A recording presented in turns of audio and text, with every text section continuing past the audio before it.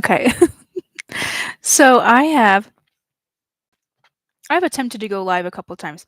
I haven't been live on YouTube in a while, so I just, didn't know it all changed. Um, Hopefully, let's see. It's so strange because just a side note before I get into these fun human design readings, I the last time I went live on here, I was able to like test out the audio and I can't find that. So, moving on, hopefully you guys can hear me. It looks like you can, but and something keeps going on with the live count. Um, a second ago, it was like 15 seconds and then it just like went. I don't know. So hopefully this is working. I don't know. Okay, let's just dive into it. No need to do small talk. I decided to go live to do some human design research on celebrity charts. So I'm excited to share this with you guys. Um, the first one I figured we could do is Johnny Depp.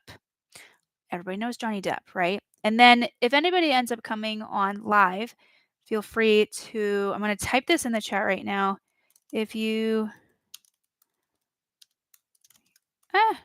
are here live, comment who you want me to do a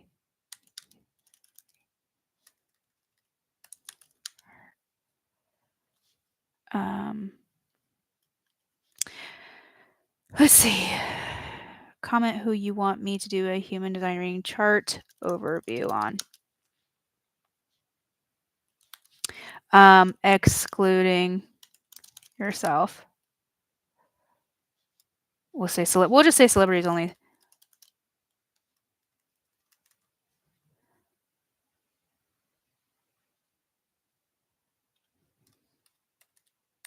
Which celeb?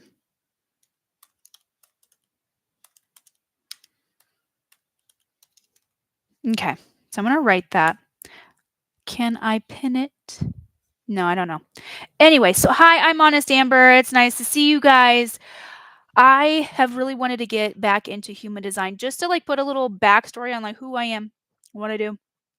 For those that don't know me, I'm Amber, Honest Amber. I do a lot of reviews on a lot of different things. I'm a multi-passionate entrepreneur.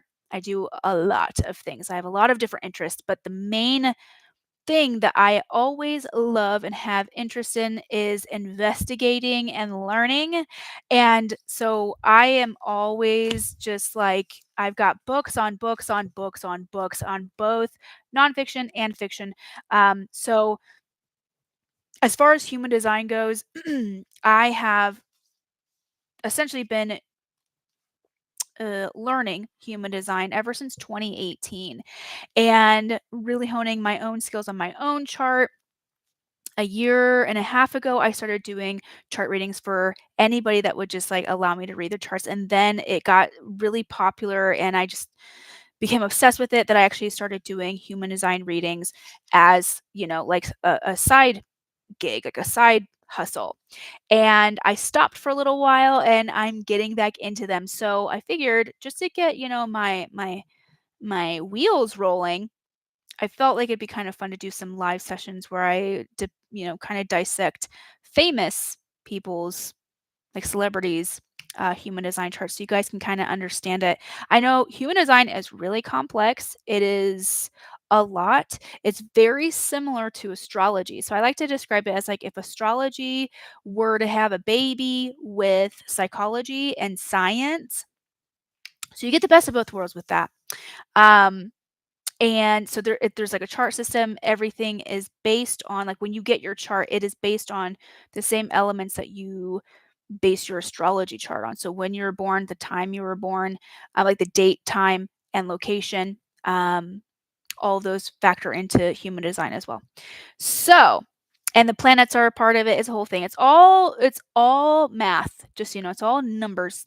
It's all a genetic matrix. It's a genetic code. It's a whole thing. But it's so much fun. So let's go ahead and dive into it. Most likely, if you're stumbling across this video, you've probably heard about human design. Maybe you're just now starting. Who knows? Depending on what level you are. I'm not going to do a whole like human design one-on-one, but that's for a different time. Okay, so let's go ahead. I'm going to share my screen. We will share with the read this one, genetic matrix. Genetic matrix, just so you guys know, I use genetic matrix for a lot of my readings, and the reason why is because it is a little bit more robust. There's a lot of other ones that I use as well. So genetic matrix is a really good one, especially for today, which is all about looking into celebrities. So the really cool thing about genetic matrix is that I can literally type any name, like any celebrity's name, and as long as they're in the system, I can look up their chart. So I decided to do Johnny Depp today. Most people know who Johnny Depp is, so I felt like that's a really good place to start with this fun little endeavor that I've got going on. So let's talk about Johnny Depp, right? Everybody knows Johnny Depp. It's the reason why I wanted to choose this because a lot of people they know who Johnny Depp is. A lot of people tend to know his personality, and what he does, and just a little bit of his evolution and everything like that. So it's easy. It's a really good first person for me to bring onto this. So Johnny Depp, he's an actor, as you probably all know. He is a manifester. And so just so you know, for those of you that maybe are really new to human design, there are 5 types. 5 types is essentially, there's 5 energy types. So all of us are one of 5. So when you get your chart, like I said earlier, you put your information in, which is your birth date, the time in which you were born, and the location in which you were born. So time, date, location. And so that's what you do with anybody. So when I'm reading a chart for anybody, that's the information. So this website already has a whole list of celebrities that they have that information. So that's how I got this. And when you get your chart will share with you what your one energy type is, one of the 5. So Johnny Depp is a manifester. So just so you know, on genetic matrix, this is where we would see right here, type. Okay. Was it gonna? It's not gonna do it. So right here, the emotional manifester. He's a manifester. I'm a fellow manifester as well. So really quick, let's just speak to the type that Johnny Depp is. Johnny Depp is, so the manifestors, basically they're the initiators of the human design world. They're the ones that start things and get them going. They're way better at starting something than finishing things. And then the other aspect is that they are here to inform people what it is that they're doing. Just to paint a little bit of a picture. So Johnny Depp is a manifester. I believe Adele is a manifester as well. Those of you that are big Adele fans.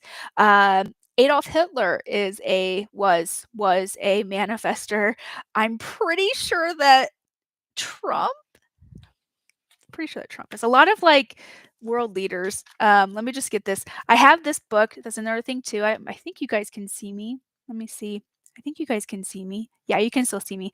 This is the human design book that I really this is kind of my go-to. Anybody that's really wanting to get into human design and you're really just starting, this is honestly, this should be on everybody's shelves that has any interest in human design, whether you are just somebody that wants to look into your own design, or somebody like myself who actually does readings for people, or somebody that's way more seasoned than me.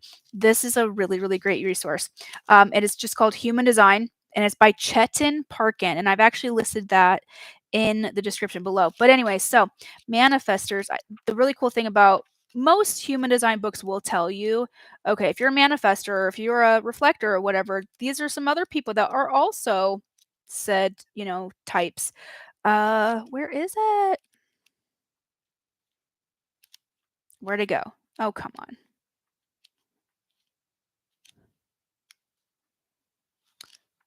Well, that's weird. Types, gates. But the manifestors, basically, a lot of world leaders have been in manifestors. I'm just trying to share with you guys the other ones that I can. Oh my gosh, where? This is annoying. Sorry. Okay, here we go. That's the reflector, projector. Okay, so manifestor. Okay. Does it have it? I just wasted like 5 minutes of your time. Oh, here we go. Famous manifestors. Jennifer Aniston, Neil Armstrong, Al Gore, Paul McCartney. Actually, Paul McCartney is a projector. That's actually a typo. Weird. Jack Nicholson. Ooh, interesting. Arnold Schwarzenegger and Donald Trump. So I was correct in remembering Donald Trump. And then Liv Tyler. So in this book, it says, I think it's fair to say that the common thread binding these people together is the indefatigable. Wow, I've never heard of that word before. Nothing is going to stop me, must keep manifesting theme. It is somehow apt that the first man on the moon was a manifestor who had to find his meaning in life by going into orbit, and then that of Al Gore's life commitment to the change in the world. So, those are like really well-known manifestors. Johnny Depp is one of them. I'm really surprised that they didn't add Johnny Depp into the description of the famous manifestors. So, with manifestors, they're here to start something. They're here to lead in like a really like a trailblazer way. So think about Johnny Depp. Okay, so Johnny Depp's a manifestor. Think about the fact that like all of these movies that he was a part of, he kind of like, I mean, I besides like Lon Chaney, like back in the day, Johnny Depp is the epitome of like the actor of our time. At least when I say our time, I'm saying millennials and maybe like the, even into the boomers and, kind of like the people between that. I forget. I think they're Gen Y. Um, anyway, the he is the actor of our time that literally did everything. He became every type of character you can imagine. He did Alice in Wonderland. He did Edward Scissorhands. He did, let's see what else did he? I mean, obviously, like Pirates of the Caribbean, um, and he was even in Harry Potter for a second. Don't want to don't want to reflect too much on that because that's a really unfortunate situation. It's unfortunate. But anyway, moving on. But so anyways, my point though with Johnny Depp is that he's a trailblazer in the world of actors. So I work in the TV and film industry. I lived in LA for 10 years doing makeup for TV and film. And the 706 awards, the Makeup and Hairstylist Guild Awards. So kind of like think about like the SAG Awards, but it's for the hair and makeup union. He was actually presented with a Lifetime Achievement Award for the Hair and Makeup Union Guild. Now think about that. The reason why he won that award is because, or that he was, chosen for that award is because of he was always like front of mind when it came to an actor that really loves makeup, really loves hair, really loves transformation, and being a trailblazer in the world of really like transforming into a completely different character, whether it's in a fantasy world or if it is, his the one Fear and Loathing in Las Vegas, like, he was in that movie. He was in, the one where he was, like a drug smuggler. He's incredible. He's incredible. And you compare him to somebody like, say, like Leonardo DiCaprio. Leonardo DiCaprio has played phenomenal roles, but he's not as much of a chameleon. He's not as like like at least when I think of character actors that are A-listers, right? Johnny Depp is always the first. So think about that with his manifestor. So and he's an emotional manifestor. So think about, you know, if you think about what happened with the trial with his ex-wife, I mean, my gosh, he's a very emotional person. He's extremely shy, but when he is doing his work in the movies and films that he's been a part of, he 100% it's like it embodies him. So he feels every single bit of that information emotionally. And so really quick about emotional types. So we've got our human design type, one of the five. So he's a manifester. And then his inner authority. So inner authority, for those of you that are not as you don't know as much about human design. Inner authority is essentially part of your chart that indicates how you move forward with least resistance, or sorry, how you move forward with decision making with least resistance. So if it's kind of like when we're trying to decide yes or no, do I want to go out tonight? Yes or no, is this going to be a good friendship? Yes or no, is this going to be a good relationship?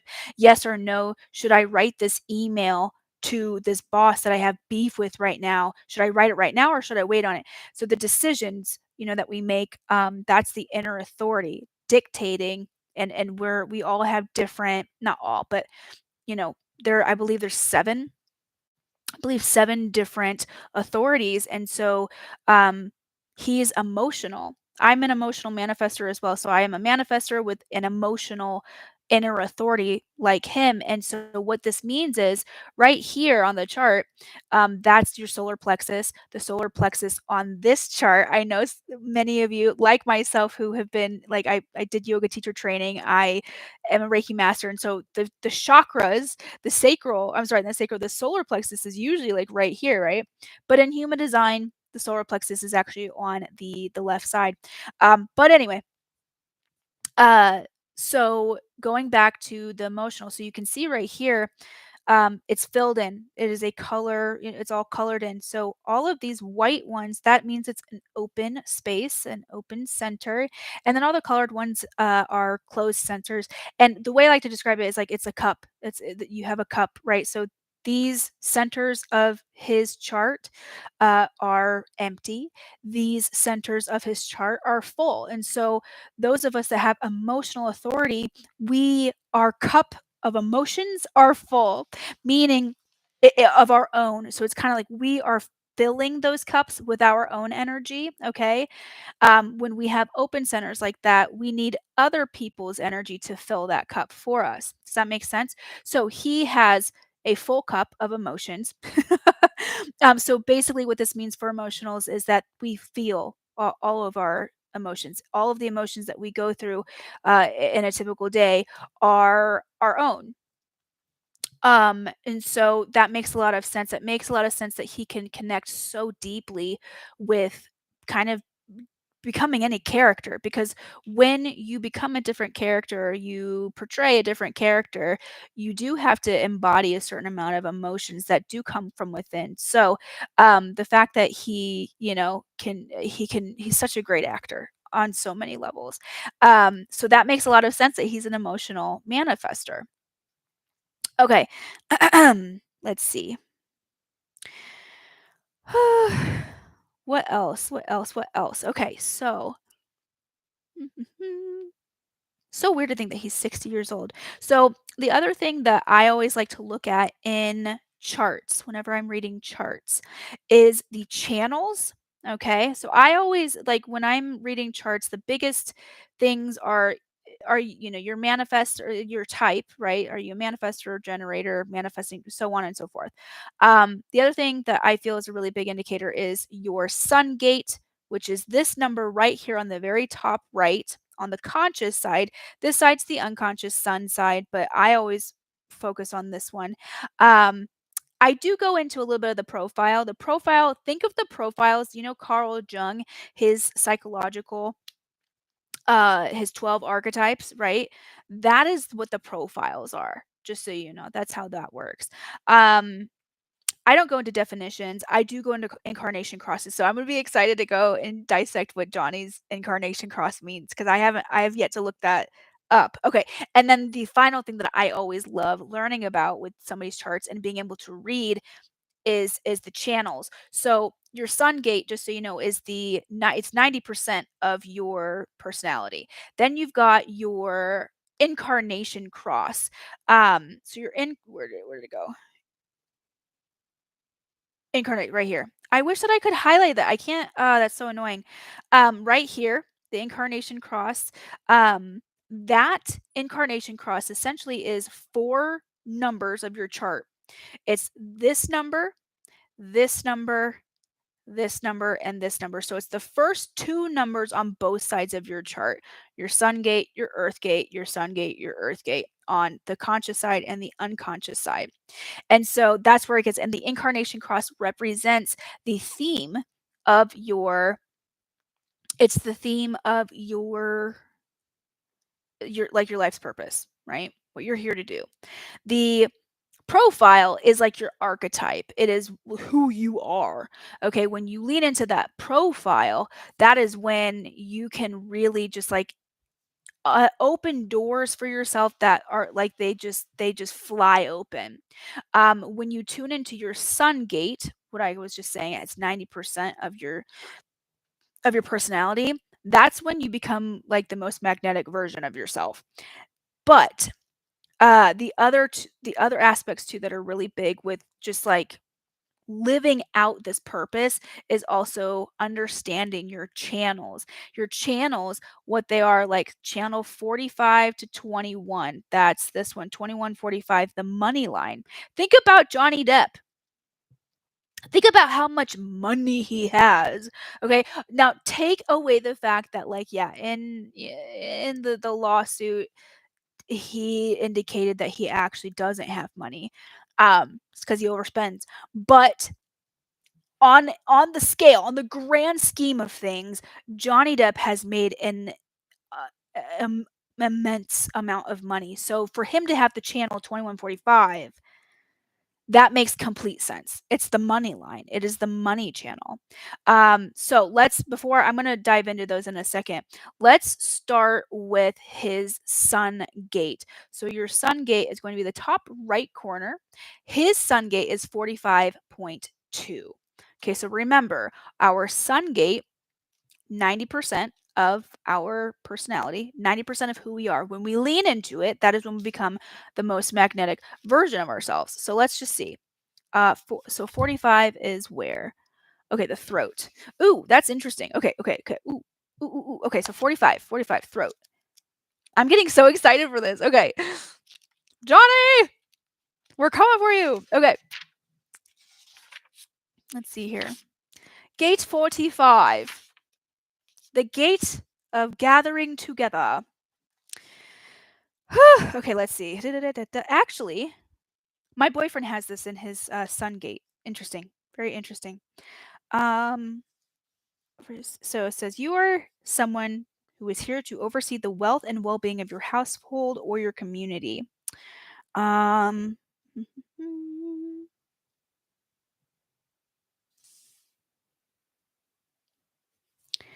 let's see. One of your abilities. Okay, so listen to this. One of your abilities is bringing others to speed in terms of their material well-being by providing sound financial education. So basically, like that's a statement that, let me explain what I'm trying to like say here. With Johnny Depp, if you recall, when he was in his court situation with Amber Heard, remember how everybody on his side that he brought up to testify, they all said how giving he was with his money, right? Remember that? So that's a part that is a part of what gate 45 embodies. Is it says, like the sentence, one of your abilities is bringing others up to speed in their terms of material well-being by providing sound financial education. Now, does he overspend his money? Yeah, absolutely.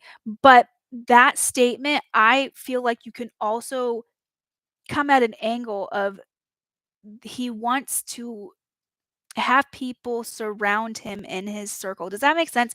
I don't know if I'm explaining what I'm trying to say the best, but my point is that he wants to help, his inner circle financially as much as he can. So he's going to share his finances, share his material, things with a community of people. Um, let's see.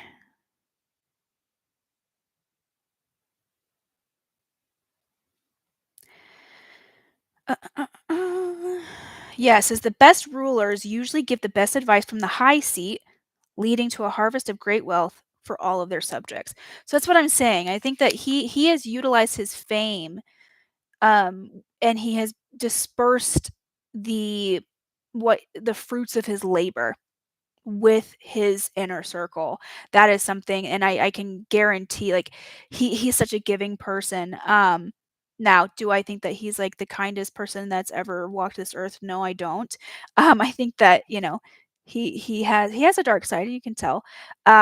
But something that I know I've actually I have worked with him, but not in a, like, a really big way, so don't get too excited, but, I know people that have worked with him very closely, being his personal makeup artist and also the assistant to that person, and I have heard nothing but kind, positive things about working with Johnny, and he's just the type of person that he shares his wealth in a very big way. So, that makes a lot of sense. Let's look into a couple other things. A couple other aspects. Because here's the thing, something that I love about human design, I love going in, like, rabbit holes, which is what I'm doing right now.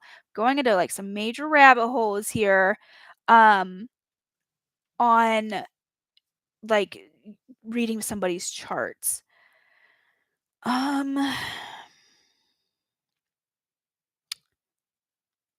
how do I so his is number 45. Let's see. Do I Oh, come on. What is going on? How do I look?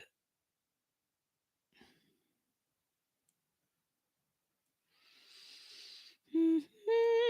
Let's see. 45. Yeah. Oh, yeah, so so just so you guys know with human design, each book, each resource that you're gonna come by will have different, you know, um, explanations, which I enjoy. Some people might be a little off put by that or a little, like they don't like that, but I like it. So gift 45, she calls them gifts, um, getting everybody on the same page. So, okay. When there is a common goal that benefits everyone, you're the person that can galvanize people and gather resources needed to get to that goal. It's an energy of being able to unify people's intentions and create the space for them to work harmoniously, each one doing their perfect role so that everyone wins. So, something to note about Johnny Depp, something I've heard about him. When you work with him, he is very much a part of the pre-production. And what I mean by that is, so for example, Alice in Wonderland, when Joel Harlow was creating that look for Johnny, Johnny actually had a big part in figuring out the look for it. There was a couple times where he actually did his own makeup, and he's a visionary, which is a manifester, right? Manifestors, we get these ideas, and what we're supposed to do is we're supposed to get hit with this idea and then move forward with it. So this makes a lot of sense, that his manifestor aspect along with his sun gate go hand in hand with how his career like evolution has kind of evolved. When he is doing character heavy makeup, special effects heavy characters, he has a very big hand in that. He has a big hand in the makeup department, in the wardrobe department, um a lot. um and so what I have heard about working with him is that he is very cooperative. Not cooperative is a really weird word to use, but cooperative in a sense where there are some actors, and I've worked with a few of them, that are like that, where they like to get their hands in pre-production and just, like, be a part of, like, the decisions of things like the makeup, the hair, the wardrobe, the sets, so on and or even, like, the script even, and they dominate, and they kind of use uh, their actor privilege, I guess you could say, against the crew. Does that make sense? So, Johnny Depp, I have heard that is not the case. He's actually working in tandem with people. He's working, with a balance with the teams, the crew. He's not overpowering anybody. He's not, you know, talking down to any department. So that makes a lot of sense. So the gatherer, he's here to like make something really cool with a group of people and be like, hey, that manifester energy where he's going to take the lead on something. Hey, Joel, I've got some really awesome makeup ideas. I'm going to do a makeup on myself. You tell me what you like. I like it because it makes me feel like I can be this, that, and the other when I'm in the character. So here's some, inspiration. Take this and put your own spin, and then we can talk about it and finesse if we need to. He cooperates. He's a team player, a big team player, but he also is very much in he's a leader position, but also a team player. So doesn't I hope that makes sense. This is all making perfect sense that his chart is what it is. Um so the 2-4, so right here, his profile, 2-4 profile. Once again, your profile is your personality type. It's kind of like your archetype, your overall theme of your personality. Okay. Now, something, if you guys know Carl Jung, his personality types, the archetypes, very much go hand in hand with the profile types of human design. I don't know what each one equals, so don't, I did look into Johnny Depp's archetype for Carl Jung, and it's the seeker, which makes complete sense. But he's a 2-4, which is a hermit slash opportunist. So the 2 aspect is it says hermit. He's very to himself. We all know, if you've ever watched any interview with him, he's very shy. He is like almost painfully shy. Um, Socially speaking, he's not really necessarily comfortable in his own skin. Um, you can literally see it. I mean, I've watched so many interviews of him and I psychoanalyze all of it. I watch all of his, little quirks and behaviors and things like that. And he really genuinely is a shy guy. Um, but his inner circle means the world to him, and he's like the life of the party when he's amongst his close friends and family. So anyway, the 2 aspect, that hermit, so on the outside his personality is very much shy. It's a little bit more closed off. He might look like he would much rather be alone rather than amongst people. The 4 aspect is the direct opposite of that, which is the community, the person that loves community and loves to be around people. So it's really interesting, the way that the profiles work. The first number is what is outwardly, it's kind of like the conscious side. It's kind of like that personality side. It's what everybody sees and you see yourself as. The second number in your profile is what is a little bit more subconscious or unconscious. It's a little bit more, it's something you thoroughly enjoy, but maybe it's not something that immediately comes to mind when you're trying to explain to somebody your personality type, right? So for example, the 2 on the outside, when he's not in movies, please understand that when he's not in movies, when he is just being himself amongst people, if he's at a party, he's going to be the shy guy. But people that know him know that he's not necessarily a shy guy. He loves being around people, that he loves gathering people, he loves getting people together to work on something. So that's that. I would not be surprised. I mean, everything that happened with the trial, I think he's probably done with being in the limelight, but it'll be really interesting. He's 60 years old now. It'd be interesting to see in the next few years, I would say the next 5 years, him do something where he's bringing a community of people together and utilizing his fame for um, a positive pursuit. You know what I mean? So that's that. Okay. Next up, let's just get into his incarnation cross. His incarnation cross is RAX rulership 2. Wonder, oh gosh, let me see. I don't know what that is. Uh let's see. Incarnation cross 45 26. Wait, no. 45 22. 26 47. Ooh. Interesting. So the reason why I said that 26 47, 22 47. Okay. Did I write that right? Yes, I did. Okay. So, the way that you get your incarnation cross is these 4 numbers. Uh, yes, right angle cross of rulership. Sounds interesting, doesn't it? Oh, come on. I don't want to sign up for that. Okay. No. Oh my gosh, this is so annoying. Um,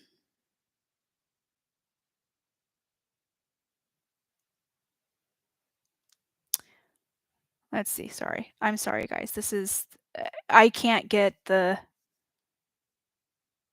information on here. I have to do it on my phone and it's taking. Okay, so RAX rulership 2. All right.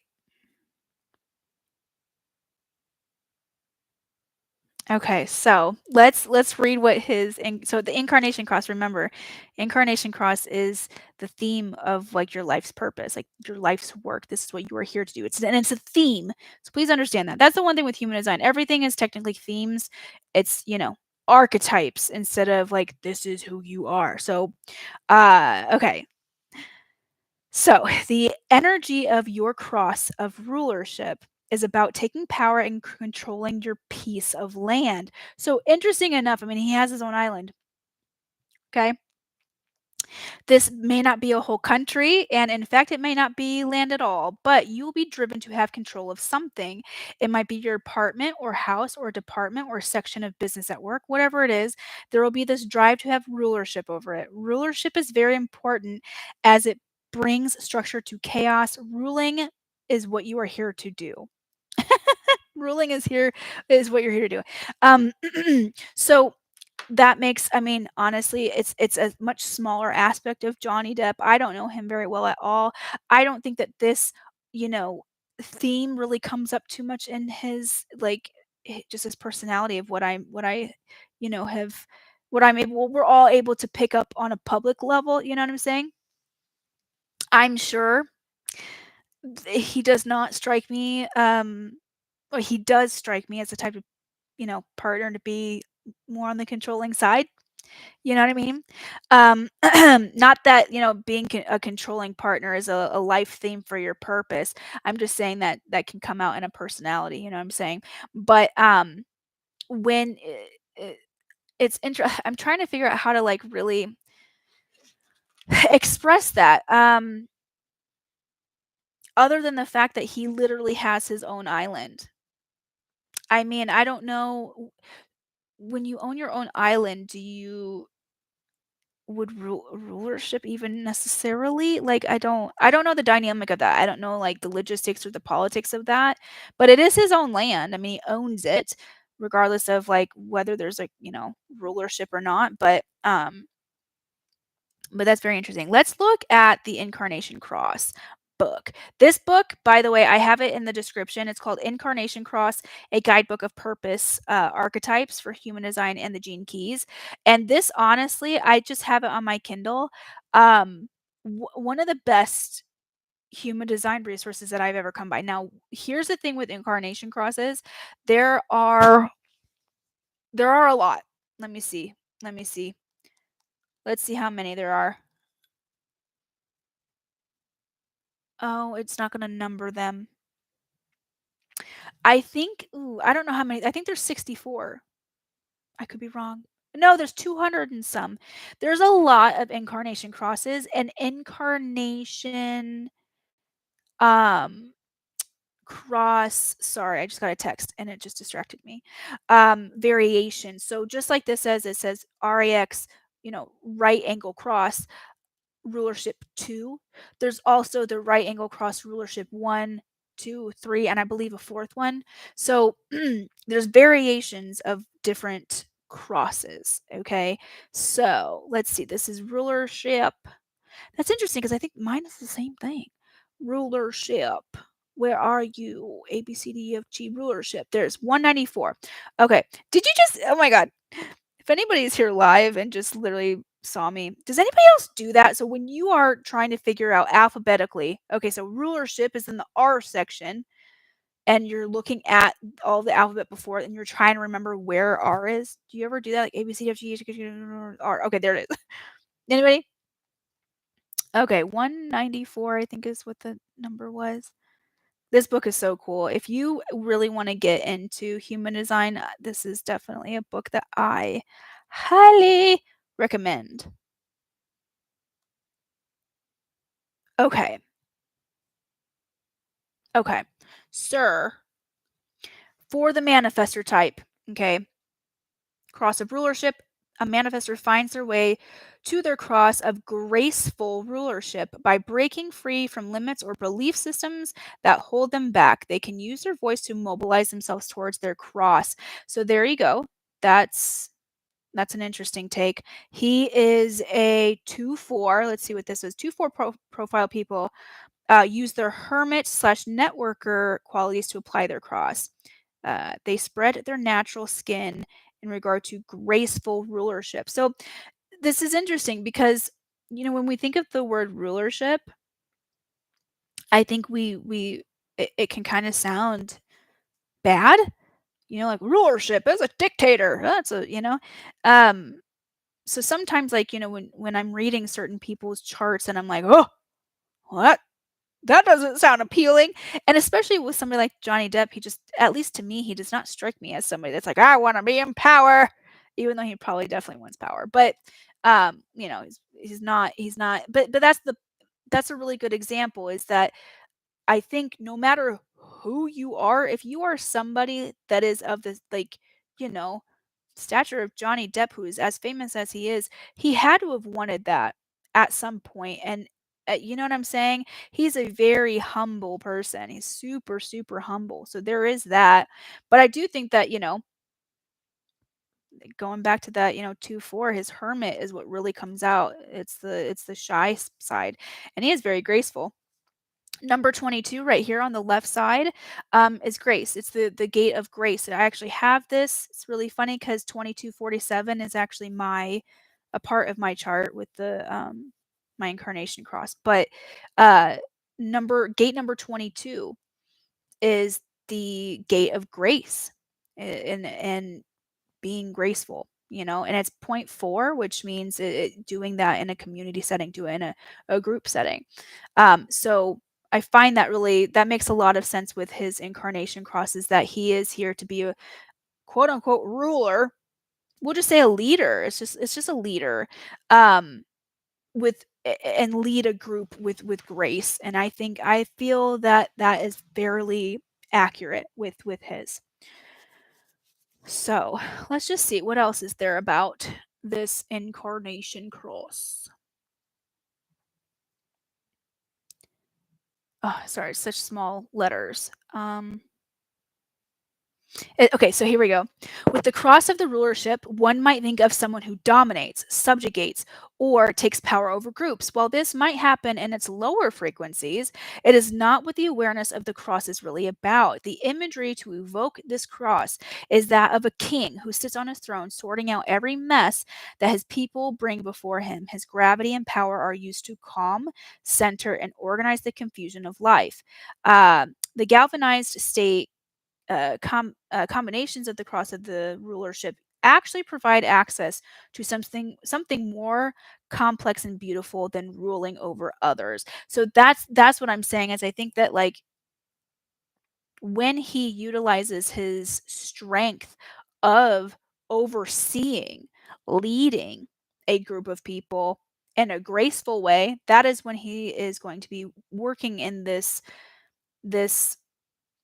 state of purpose, you know? That's why I was saying that's why I was saying he's 60, and I feel like, there's aspects of him doing that in his acting career, you know what I'm saying? And he did it amongst the crews that he was working with. But now that he's kind of like trying to get a little bit out of that scene, I can imagine that he's probably a little bit, like, what the hell am I gonna do with my life? But not in a bad way. The way that I just said that, I just like heard that. I didn't mean it in that I didn't mean to say it like that. What I meant is, he's gone through a lot.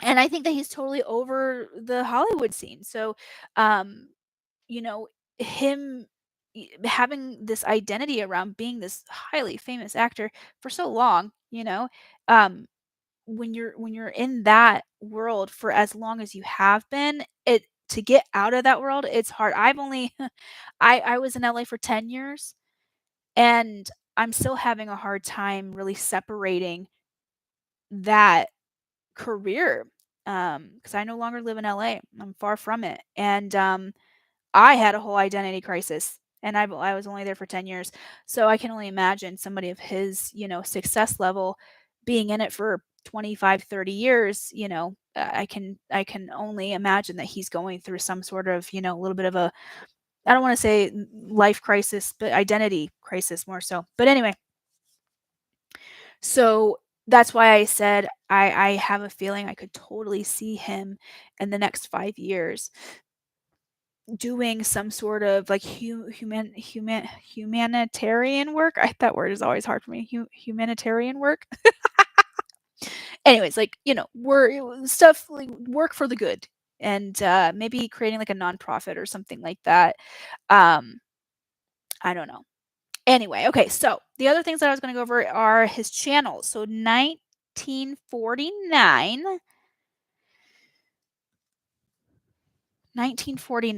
Let's see here. 1949.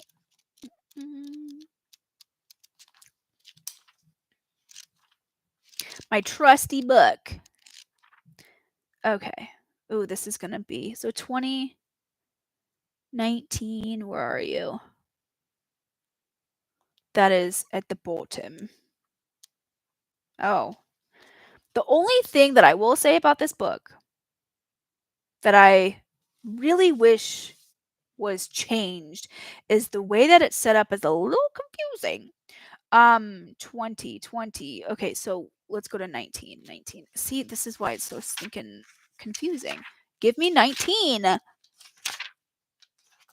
13, 19. Okay, 1949, Channel of Sensitivity.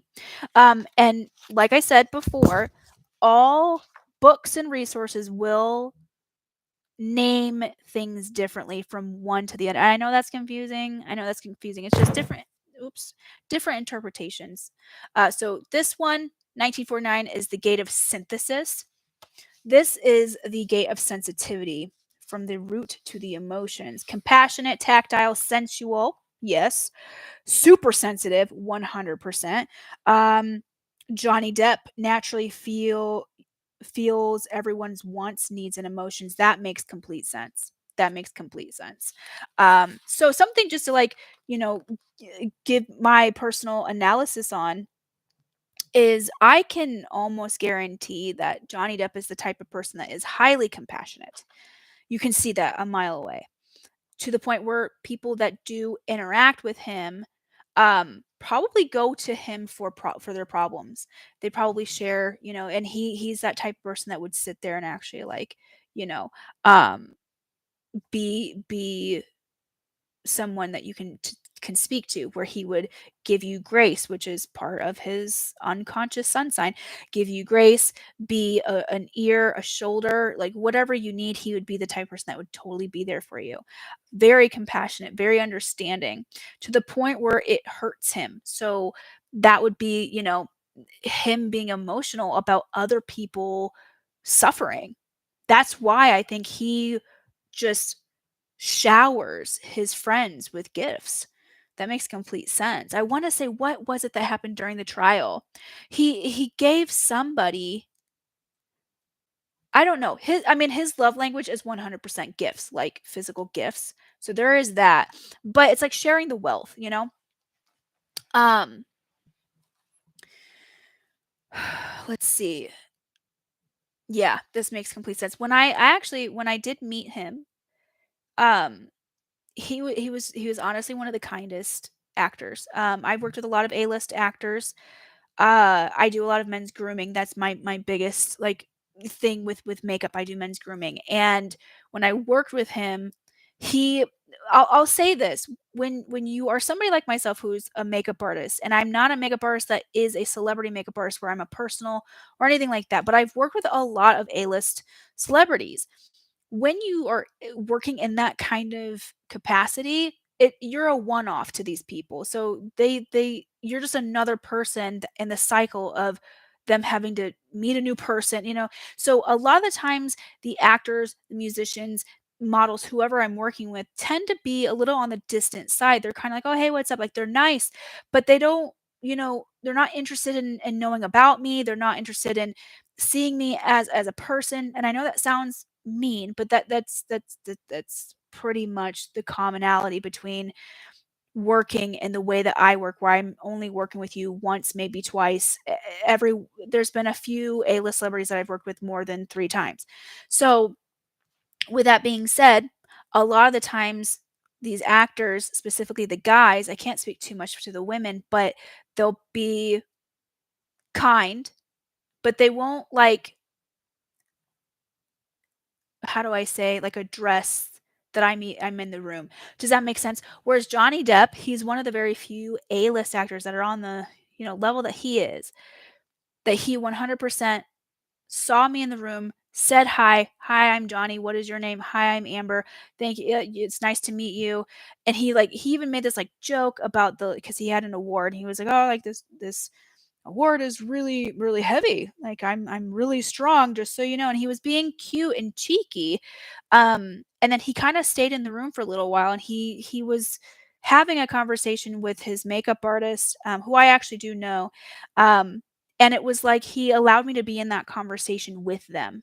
Whereas a lot of the time, somebody of that stature tends to be like, "Oh, hey, yeah, you're the makeup artist. Okay."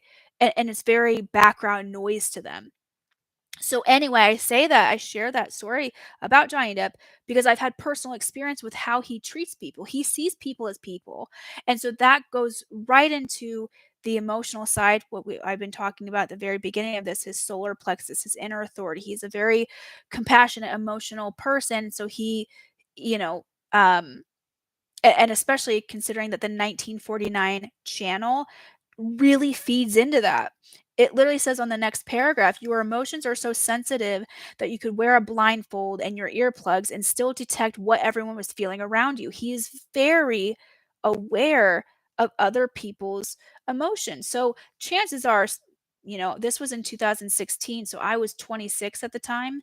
Um, Chances are he probably could tell that I was really nervous in his presence, and so he lightened the mood. He could read that, he could sense that, and he doesn't want somebody to feel, you know, intimidated by him, unless he wants that.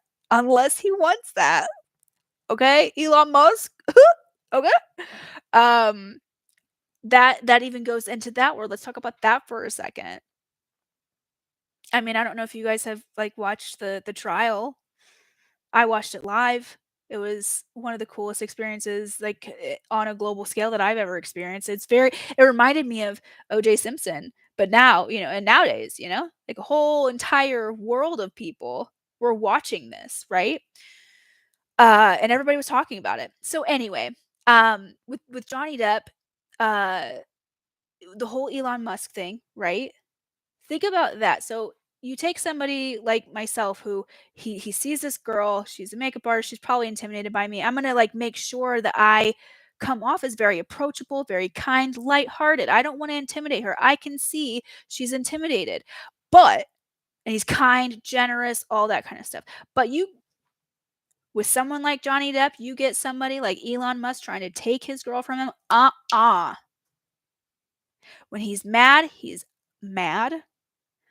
Um and the other thing too, this is kind of just me analyzing and just thinking out loud, is that with Amber Heard, I can almost guarantee Amber Heard is a emotional authority. And here's the thing,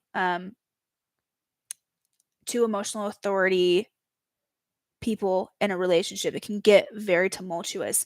It just is highly emotional. When they are both mad, they are both mad. When, you know, when they are both happy, they are both happy. That's the whole evolution of an emotional authority. So anyway, um, with him being at the 1949 channel says a lot. Um, so that's that. Let's go on to the next one, the money line. So the money line is pretty straightforward. It's the money line. You know? Yeah, the channel of money from heart to throat. Let's see. Don't get carried away. Having the money channel does not automatically mean you're going to be a millionaire, which it does for him. You have an immense capability to make money, right? That makes so much sense.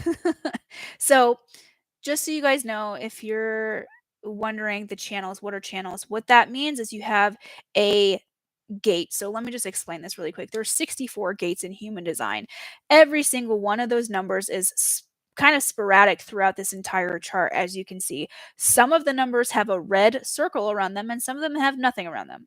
The ones with the red circle are it's a defined gate, meaning you have, so just as an example, we all have all 64 gates, which kind of represent personality traits. Okay.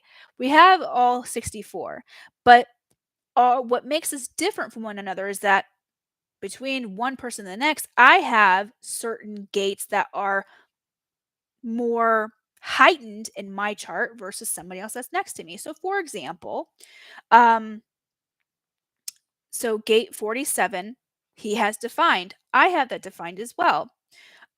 Gate 24 is undefined for him. I think mine is actually defined. I think. I don't remember. But you see what I'm saying? So basically with channels, when you have one number, one gate that is defined, that essentially connects to another gate in a different center. That is a channel. That is kind of like, it's almost like these are your superpowers.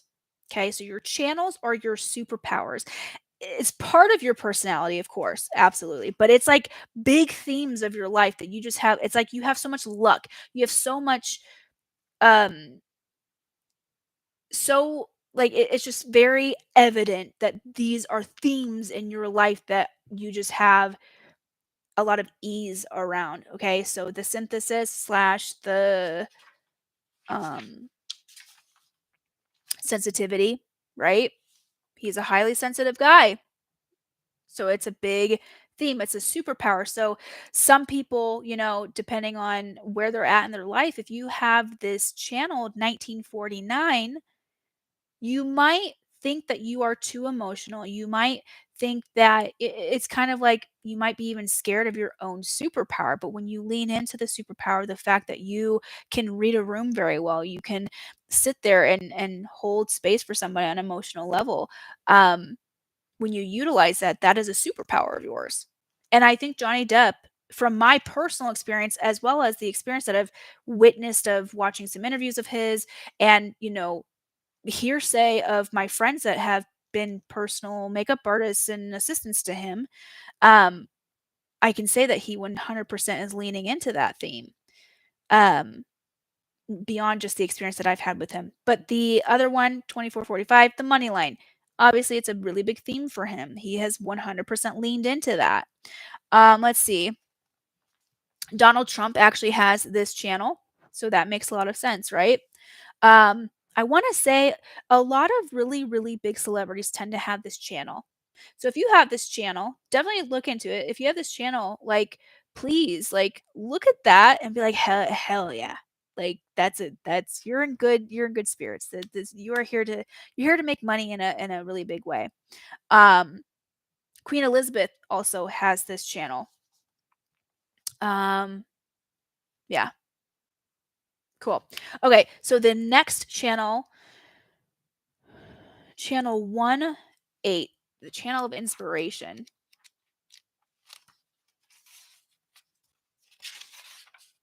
Yeah, channel of inspiration. So this is the throat one. Yeah, so we've got the throat center 8-7. I'm sorry, 8-1. Okay. Now, there's another thing too, for those of you that want to get really technical with human design. As you can see, this is like a solid black line. This is like a dual black and red line. That does mean something. But it's a lot to explain, so I'm going to leave that out. Let's see. How are we doing? Good? Okay. So, The inspiration channel. Let's look at this. You are a creative role model with an empowering influence, here to be recognized for your leadership and guidance. As the channel name implies, you are a walking inspiration, automatically knowing how to take charge of situations and lead by example. You have a strong sense of identity and are someone others trust and on whom they can rely. You can motivate people and make things happen. So that's a really good channel to have as a manifester. You succeed when others bow to your leadership and are sufficiently inspired. You sense so that's remember what I was just saying. He does not come off as somebody that is like, I want power, I want money, I want fame. He he's like mega famous. So he has an aspect he had in order to be that famous, you have to want that. You have to want that. So that's where that 2-4 hermit is really evident right here. On the outside, he is very humble. He's very shy. He's very like, "Oh yeah, yeah." Right? But on the other one, he really wants that recognition. He wants that leadership. He wants to inspire people. And he wants that power, not in a bad way. Or maybe I don't know him that well to know if he wants it in a bad way, but I don't get the sense that he does, that it affects him in this like negative, you know. I think that um if somebody would be out of alignment with their chart, especially with these two, the money line channel and the inspiration channel, as a manifester, that can probably turn into something very like not good. But I think Johnny Depp has I think he's a genuinely good person. I do think that. Like I said, I don't think he's an angel. Actually, no, he's not an angel. But so anyways, the inspiration channel. Oops. Um Ooh, listen to this. There is an acoustic quality with this leadership channel. The 1-8 means, yeah, it's 1-8. Um, you have an ear for what sounds right about people, projects, places, and music. That's what I was saying. That's what I was saying. Remember what I was saying about he is phenomenal when he is working with a crew of people. He's a true team leader.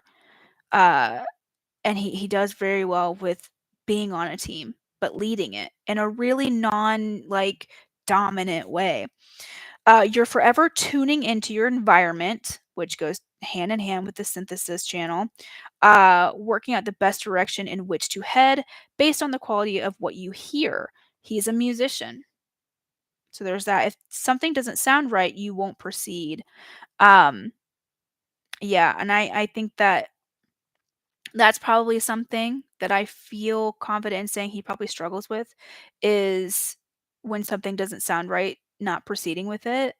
I think that actors, while they have so much power in their own right, especially as somebody as famous as him, they still are being controlled by other people, um, in a different way, you know what I'm saying? Like, for example, with Amber Heard, he was 100% manipulated by her.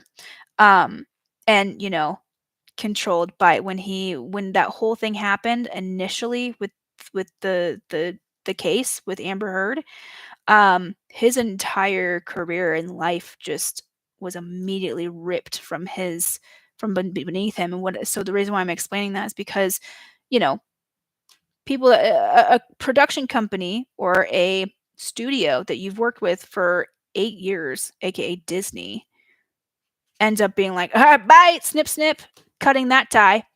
You know what I mean? So there is an aspect of him that he is being controlled. Like there's control over his career that he doesn't have that much control of. You know what I'm saying? So I could see him struggling with that. I could see him struggling with the shadow side of this particular channel. Makes a lot of sense. Um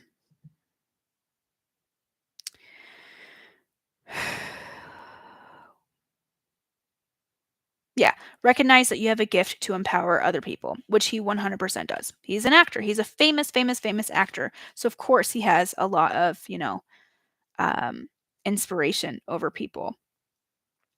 Let's see. Is anybody? So I'm just checking the thing. Let's see. What else can we dissect about his chart? Trying to think. That's basically the main parts that I wanted to go over. I just want to like, dissect a little bit. So it's been a while since I've done a reading, so I'm kind of forgetting exactly.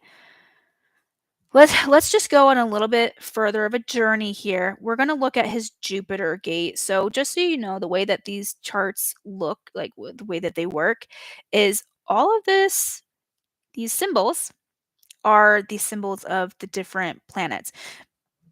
So if you're not already like super into astrology or super into human design, you might not know that those are the symbols for the different planets. I did not know that when I first started doing human design. So I was like, what in the Greek is that? But so this is the sun sign, this is the earth sign, and all the way down. Jupiter is right here. And so your Jupiter gate is essentially what kind of hones in the abundance, like where you're going to gain your abundance. So what you can do, this is really cool with human design. What you can do is you can not utilize, but interpret your energy type with how you're supposed to go about things, right? And then how you make decisions with your inner authority. But these are like the themes of different parts of your life experience. Okay, so your sun, when you tune into this theme of this gate, that is when you become the most magnetic, because it's your sun sign. Think about the sun. It literally is a ball of fire. So what lights you up? And when you can figure out aspects of that theme into things that you really enjoy, because for example, this is the gate of the gatherer. When we think of the gate of the gatherer, like when you hear that, you don't think of Johnny Depp as being a gatherer. Technically speaking, right? Like when I think of a gatherer, I think either like a major, you know, ruler or prime minister or president, like somebody like that, or like a community leader, maybe even cult leaders. Like that's what I think of, like a gatherer, like one person and everybody is following them, right? Like Jesus, he was a gatherer. Um, uh, I'm trying to think of like in churches, the priest or the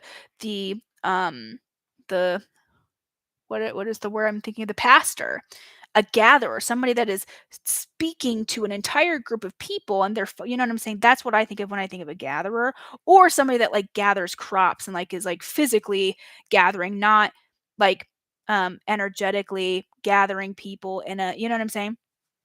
Leading in a way. Um, so you can take the concepts, right, and t- tune it to your own devices. Does that make sense? So for example, with Johnny Depp, I don't he doesn't strike me as the typical gatherer when I think of what a stereotypical gatherer wording description would indicate. You know what I'm saying? But you look into it, the gatherer is somebody that just brings people together and inspires people, or brings people together, and or in some of the cases, the way that they describe it is somebody that is helps with material things and helps people with money, which he does. He literally is that. Um, so that I hope that was I think that's what I wanted to say. I went on a little bit of a different tangent than what I originally was going to say, I think. But anyway, so going back to the Jupiter gate, his is 21-5. Gate 21. Gate 21. Where is gate 21? It is the spleen. No. Gate 21. I think this one sounds very familiar. I feel like a lot of people have gate 21. Like a lot of people's charts that I've read. Yeah. Gate of control. Interesting. The first thing, so this is the book that I this is my reference book that I always go to.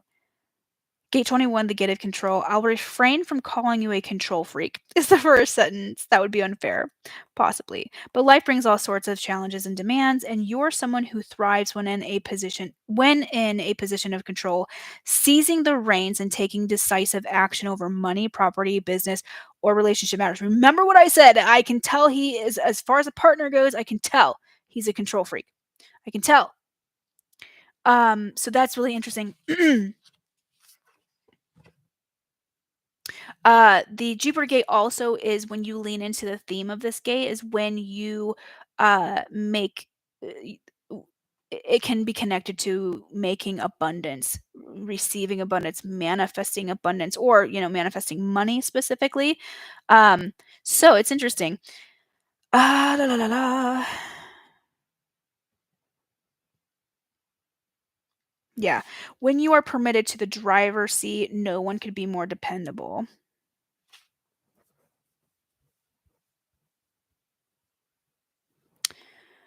Um, yeah, so the best way to describe this, okay? So if I was reading his chart and he was like, "Amber, how do I make money?" Right?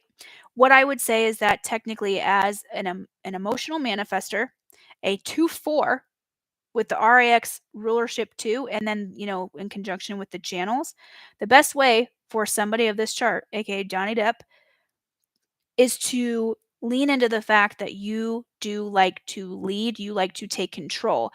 But his sun right here, gate 22 on his subconscious side, means he needs to do it in a graceful way. There are some people that have charts. Donald Trump is one of them that have some of these aspects where, the money line, and I want to say, I can't remember what other channels Donald Trump has. I do know he has the money line. Um, that with Trump, he is a manifester, and I don't know what his inner authority is. But anyway, someone like Donald Trump is somebody that he doesn't do things in a graceful way. And I don't mean to get political here, but I think we can all agree, no matter what your stance is on him, that he's not the most graceful person. He like actually like plays into that. And to be honest, like I personally am not a fan of the guy, but I do think that he actually really has leaned into his chart. It would not surprise me. It would not surprise me whatsoever if Trump has gotten a human design reading.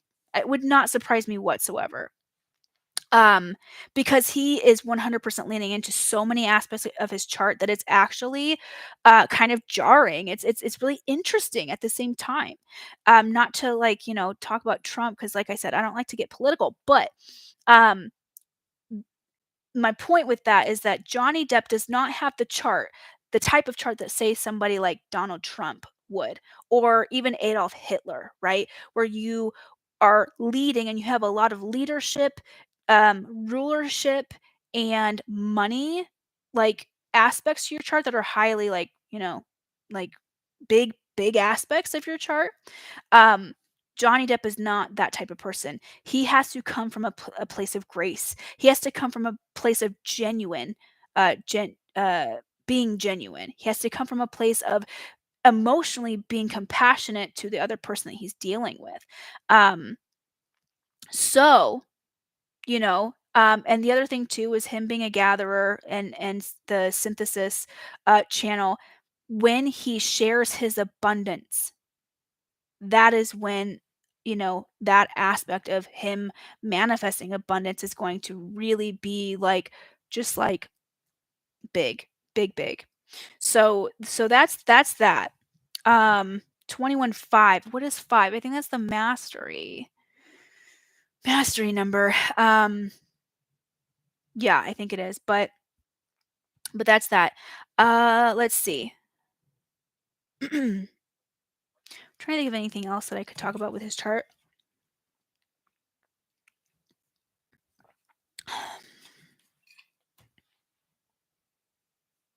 Right, left. Is that mine? Let me see. So there's another aspect of the chart where you can figure out your manifestation type. Let's see. My human design. Okay, so his is not the same as mine. His right, right, left, left. Man, I don't know. I can't speak to that one just off the top of my head, so I'm gonna have to skip over that one. Um, yeah. What else? Yeah, that's about it. That's about it. I love that his birth date, his UTC is 1444. And then the coordinates are 3777. He has 111. He's got some really good numbers going on. Um, split small, definition split small. I don't know too much about the definitions. That is an aspect of the chart that I have never paid attention to. I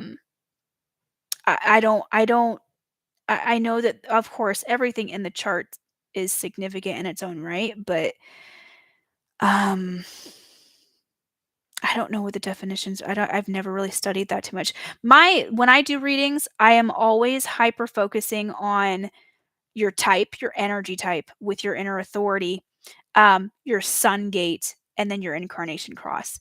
And then sometimes I do go into your profile. And then I really love to dissect the channels, because the channels are really where our powerhouses are. It's where our genius zones are. It's the aspects, the personality traits, the when we're leaning into these channels, we become very receptive to people. It's kind of like um people receive us very well, and that's when abundance is just like, really, really big. Um yeah. So that's Johnny Depp. That's Johnny, good old Johnny. Look how cute he is. Why does he look kind of different? I know he's younger in this, but he looks different. Okay. So that's Johnny Depp. I'll do one more person. Who should I do? Who's another really fun? Um, we'll do Keanu Reeves. Oh, you know what? No, we'll do Keanu Reeves. We'll do Keanu Reeves. Search. Keanu. I love Keanu Reeves. Love him. Funny story with Keanu Reeves. Look how cute he is. The first movie that I ever saw of his was Speed. I love that movie. So I don't think I've ever watched a movie more than I've ever watched Speed. It's so I love that movie so much.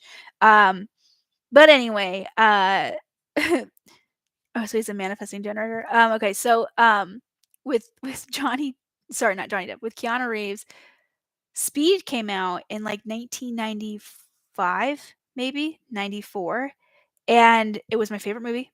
I was 4 years old at the time, 4 or 5. Loved that movie. I watched it so much. Sandra Bullock has always reminded me of my oldest sister, Amy. We were about like 16 years apart. There's a little bit of an age gap with my parents they waited like 15 years to have another set of 2 girls. So, same parents, 4 girls, all same parents, but 15-year gap between the 2 sets of us. Anyway, my oldest sister Amy, she was actually dating her current husband, and getting like they were engaged, so they were like getting ready for their wedding and blah blah blah. And so I literally one day was like, Amy, so why can't you just marry Keanu Reeves? So I have always had a deep love for Keanu Reeves. So he is a manifesting generator. He's a 5-1. Incarnation cross, left angle cross of migration 2. Interesting. Okay. Okay, so let's dissect Keanu. All right, so manifesting generator. I think that makes sense. To be honest, I'm surprised that he's not a projector, if I'm being completely honest. Um but that there's nothing wrong with that. Manifesting generators. So manifesting generators are really just they have a lot of energy, which, like I said, like he doesn't strike me as a manifesting generator, but that's okay. He is an emotional inner authority, which is not surprising to me whatsoever. Once again, same thing with Johnny Depp. Um, Keanu Reeves is he's an emotional person, and I know that like his acting doesn't always have a ton of like he doesn't emote a lot of emotions, but look at this. He has one of the same channels as Johnny Depp, Inspiration. And he 100%. It's interesting. If you, I'm pretty sure Justin Timberlake. Pretty sure Justin Timberlake. Let me just not tell. Oh God, not Justin Timberlake. What am I saying, Amber? Justin Bieber. I don't care about Justin Timberlake anymore. He gives me the absolute ick. But Justin Bieber has the channel of Inspiration as well. A lot of really famous people, like mega famous A-list celebrities, tend to have the Inspiration channel, which is really interesting. Let me see. Did I delete all the famous? I think I deleted all the famous people the charts that I was looking into. I think I did. Darn it. Well, I am almost positive that Justin Bieber has the Inspiration channel. That is really interesting. Okay. So solar plexus, that's the inner authority. He's an emotional manifesting generator. It actually makes this makes a lot of sense. Okay, so manifesting generator, what manifesting generators are here to do is they are here to not only start things, but they're here to finish things as well. That's why they tend to have this side of them that they're always like go go go go go. They're doing a lot of projects at the same time. They can multitask exceptionally well, better than any of the types.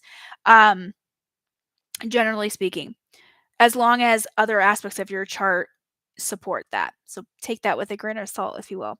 So manifesting generators, it's interesting because you think of Johnny Depp, who's a manifester, right? He has the emotional channel, a whole other emotional channel. So him embodying this, kind of trailblazer energy, which is the manifester energy, where he's trailblazing, he's being this kind of force to be reckoned with, this first person to do a lot of things, which is he's in all of these character makeups. He's like the Lon Channing of our generation, right? Keanu Reeves 100% has just as stacked of an IMDb. He has a ton of massive major movies, and what do you want to call them? Like, not empires, but I mean, gosh, The Matrix.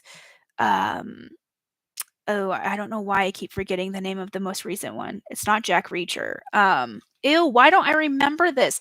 My brain doesn't work anymore, you guys. It doesn't work anymore. Let's see, Keanu, IMDb that sheet. Okay, The Matrix. Oh, what is it called? Speed. I love it. John Wick. That's embarrassing. How did I forget that? It's one of my favorite movie series. What I don't know what you call them. Anyway, The Empire of John Wick. So, anyways, everybody loves John Wick. And here's the really interesting thing is that so I'll talk about this in a second, but the channel of inspiration, it does not surprise me whatsoever that he is forgive me if he ever sees this. It's so unlikely, but Keanu Reeves is not the best actor. Okay, let's just be honest here. I'm obsessed with him. I would marry him today. All right, he's one of the actors. So he's actually an actor that I've always wanted to work with. I've checked off a few people on my bucket list. Johnny Depp being one of them. Christian Slater being another one. Keanu Reeves is number one on that list. Numero uno. And, I don't know what I would do if I ever met him. He's actually somebody I was really nervous to meet Johnny Depp, but there's some I don't know. I wasn't like I probably did lose some sleep over that one, but it wasn't like I couldn't speak in his presence. I feel like I would get that way with Keanu Reeves. I feel like I'd be like, but he's so nice that I'd probably be just fine. Johnny Depp was super nice, so I didn't end up having as much intimidation as I thought I would. Keanu Reeves would probably be the same way. But he's on my list of like, before I die, I hope that I get a chance to work with him. But anyway, going back to the point here, manifesting generators, right? You look at Keanu Reeves, his acting is not like the best, right? But everybody goes to see his movies. Everybody. I mean, my gosh, The Matrix, come on. Matrix is one of the best movie trilogies that has ever been made, right? John Wick. There's 4 movies of John Wick. For a movie, like series to have 4, in order to do that, just so you understand on a financial budgeting aspect, you have to have a huge amount of money that was made from the previous films. To get to 4, like, yes, there's a cult following, but also just on a grander scale, it's just like it is a very popular movie series. And I believe all 4 of them did exceptionally well. I don't know the numbers of the box office or the sales or anything, but clearly they did a really great job because there's 4 of them. Anyway, my point is that you have this actor that everybody adores. He's a genuine person in real life. I think that is portrayed, and I think people just immediately sense that. But that channel, the inspiration channel, everybody is feeding off of that. Everybody is reacting to the energy of that channel. They don't care if he's a bad actor. They're like, hell yeah, I like this guy. He's inspiring. You know what I'm saying? Like when you watch John Wick, you want to go punch the shit out of something, right? You want to go learn how to just like pummel somebody's ass, right? The other thing too, manifesting generator, the whole reason why I even started on this whole tangent is that manifesting generators are here to start something and finish something. Johnny Depp, he is phenomenal at working with the team, but he's the one that's essentially leading the team, even though he's doing it in a very team work effort, right? But he's the one leading it. Keanu Reeves can be the leader, but he can also be the follower just as well. He can start something as well as finish something. So he's not the type of person that's going to sit in a production meeting and be like, I think we need to do this. I think we need to do this. I think we need to do this. And maybe he does, but he's more so, I want to do everything. Like, I have this idea, let me do it. Not in a, I wouldn't say that he is uh, somebody that does things in solitude a lot of the times per se, but he is a 5'1" though. But anyway, so going to what my point is that he does all of his scenes. The what are they called? What is that called? The not the crime scenes. Oh my gosh, the fight scenes, the fight choreography. He does everything. And so that goes into that manifesting generator energy where it's, if I'm gonna be in this movie, I'm gonna initiate being. I don't need a body double for this. Like I want to do it. That's that generator aspect. He's going to initiate doing it and then actually follow through with it. Most likely Tom Cruise is a manifesting generator with that being said. I can look that up really quick. Let's see. Tom Cruise. Where are you, Tom Cruise? Tom Cruise. Human design chart. Is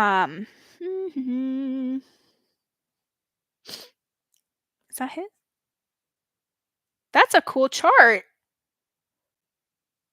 That's not telling me what he is. Let's see.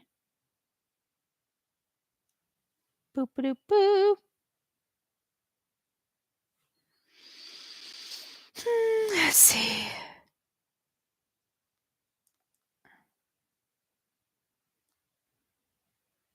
Oh, this is his wait, what? Human design astrology. Hold on, you guys. Give me a moment. Why? I just want to know what his type is. Why are you giving? I don't care about all the nitty gritty right now.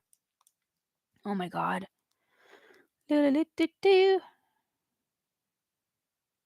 There's no way.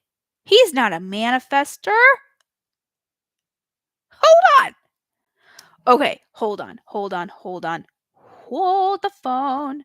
I need to look this up. Okay, genetic matrix. I need a better solution to this because a lot of these things nobody is saying what he is. That is very irritating. I just need to look it up myself on genetic matrix. I was trying to avoid um Xing out of the current screen that I'm in, but don't worry. Don't worry. We're finding this out. Okay. E, e, e, e. Charts and people. Um Is it research? I think it's research. Let's see. Yes. Okay, so Tom Cruise. Let's see what Tom Cruise is. I feel like he's a manifesting generator, and I will be thoroughly surprised if he's a manifester. Oh, come on. What do you mean you don't know who Tom Cruise is? Am I spelling this right? Tom Cruise. Tom Cruise, where are you? What? I'm Is his full name Thomas Cruise? What is this? Oh my gosh, you guys cannot see what I'm typing on this thing. You guys are probably like, what is going on? Ooh, interesting. Interesting. It is not showing me. This is really interesting. Oh my god. Okay, here you are. Here you are. Personality design.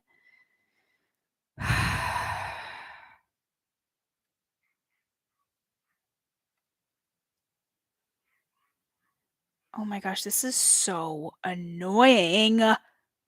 Awareness mode to wait. I think he's a manifesting generator. Why is this not showing it?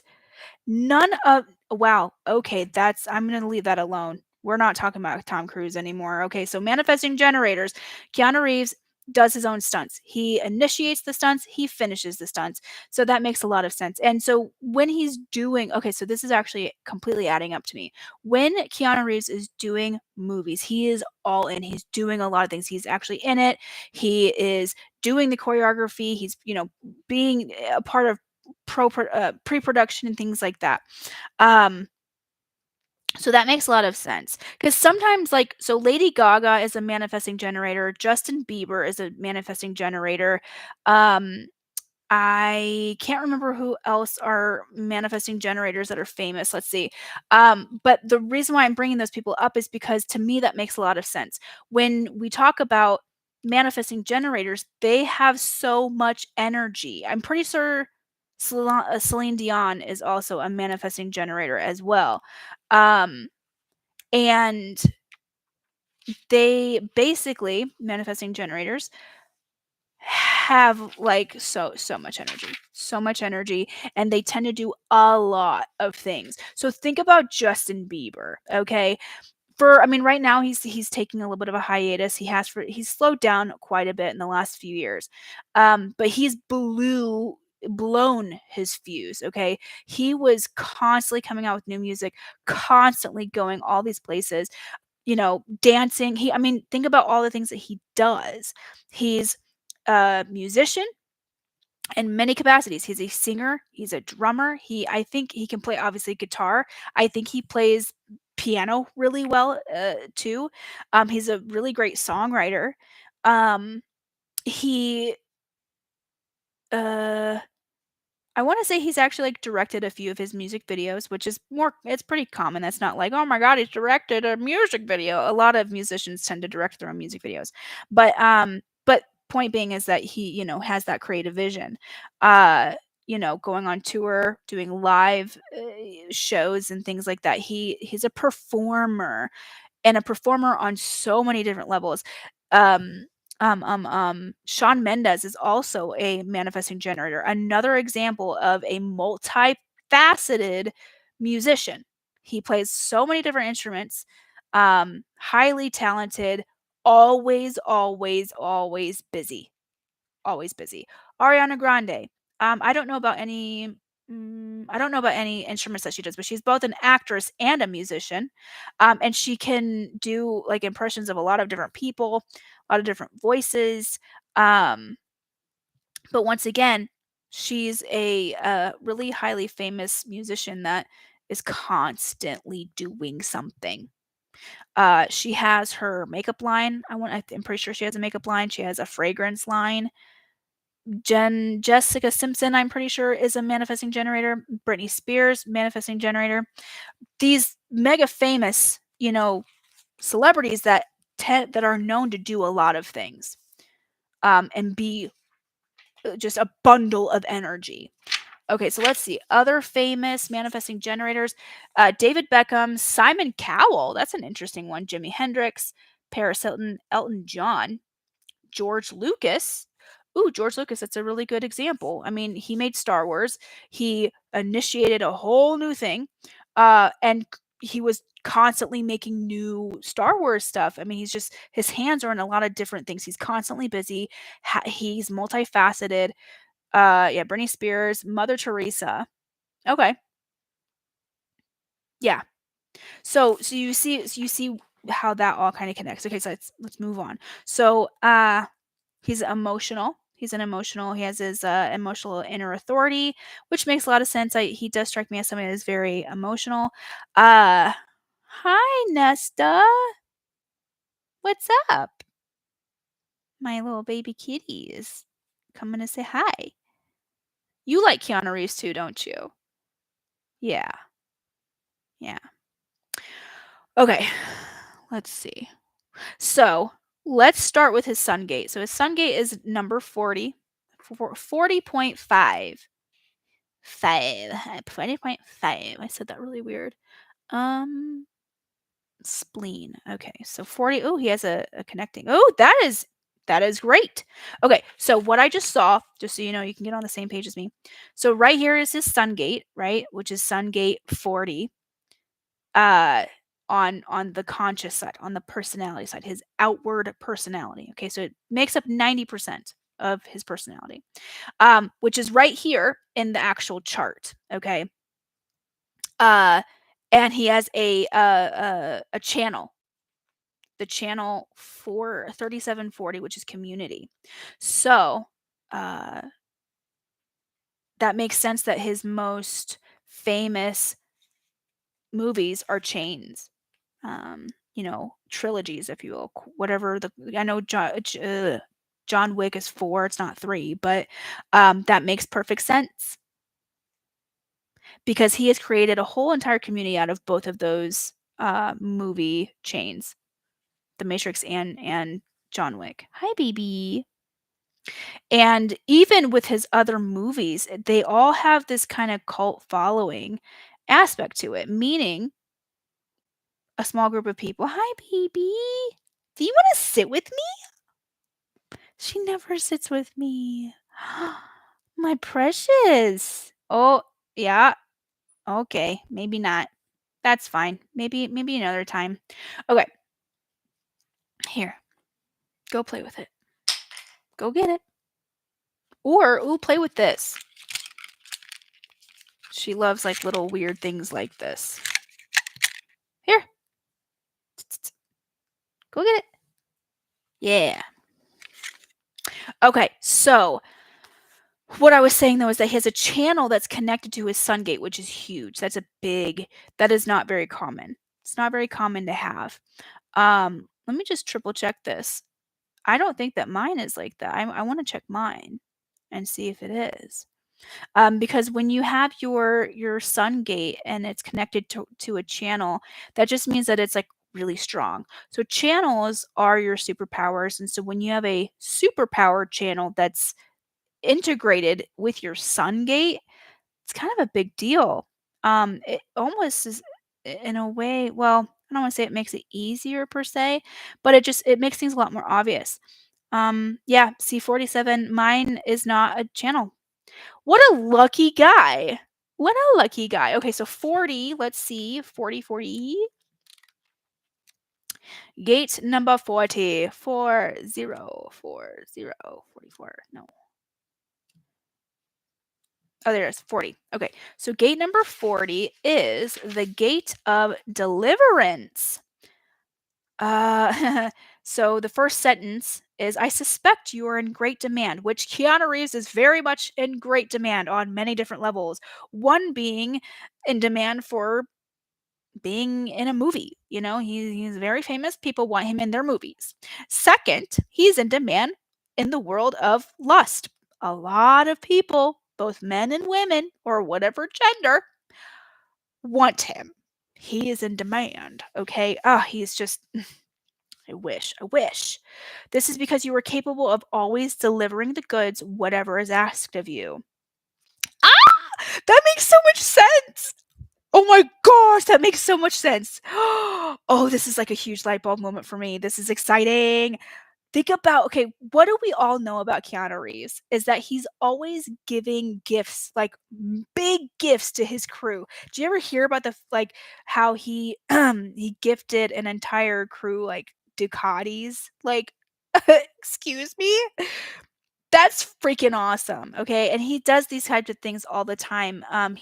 He is known in the industry to be one of the kindest actors to work with. That's why I think if I ever had the chance to work with him, I'd be so intimidated just because of like he's just he you know, like the saying of like never meet your heroes. I'm terrified that like if I meet him and you know, I everybody just he's kind of he's an angel. You know what I mean? He's an angel and I don't ever want to see him in any different light. I don't think he ever would be. I really don't. I think that his energy is very genuine. And I get a lot of senses about people, and he does not have an ounce of like ill intention. Okay, so I just realized his birthday's in September. He's a Virgo like me. We should get married. Okay, anyways. Okay. You engage the heart's willpower to work hard and efficiently in the interest of everyone. See? Oh my gosh, he is living out his human design. This is so beautiful. You might even announce to the world, hands on hips, I don't need your help, thank you very much, but take care that you do not isolate yourself unnecessarily. I mean, he is always helping other people and I don't know him or enough stories well enough to like say, "Oh yeah, and he's just never giving to himself." I don't know him on that level. He strikes me as the type of person that is always putting everybody before himself though.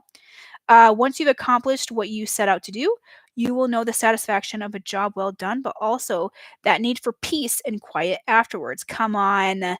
Come on. Keanu Reeves? Yes. Think about Keanu Reeves for a second, okay? He's like the epitome of quiet and peace, like peace and quiet. You know what I mean? Have you ever watched any of the interviews that he's done? I've watched a lot. And he's just always trying to keep the peace. Ew, I remember watching one of the interviews that he did on Ellen, and she was trying to spark some bullshit. And Ellen's just a total fucking asshole. I do not like that bitch. If you watch the interviews that she's done after like you know everything that came out about her, actually, I'd be really interested to see her chart. She probably has a lot of like really terrible aspects on her chart. Sorry, that was really mean. But she's not a nice person. She's not a good person. So I don't feel bad talking bad about her. She has shamed and embarrassed people on her show so many times. And, you know, eh, eh, it's just so strange to look back on because a lot of us were really hypnotized by her, you know what I mean? And so we watched it with this rose-colored glasses, you know what I'm saying? This is going on a completely different tangent. But anyways, he was on her show. Keanu Reeves was on her show and I don't know what she was trying to get him maybe to talk about like him having a crush on Sandra Bullock or something, and you could tell he's just like, "Yo, I don't wanna fucking talk about this, you dumbass bitch."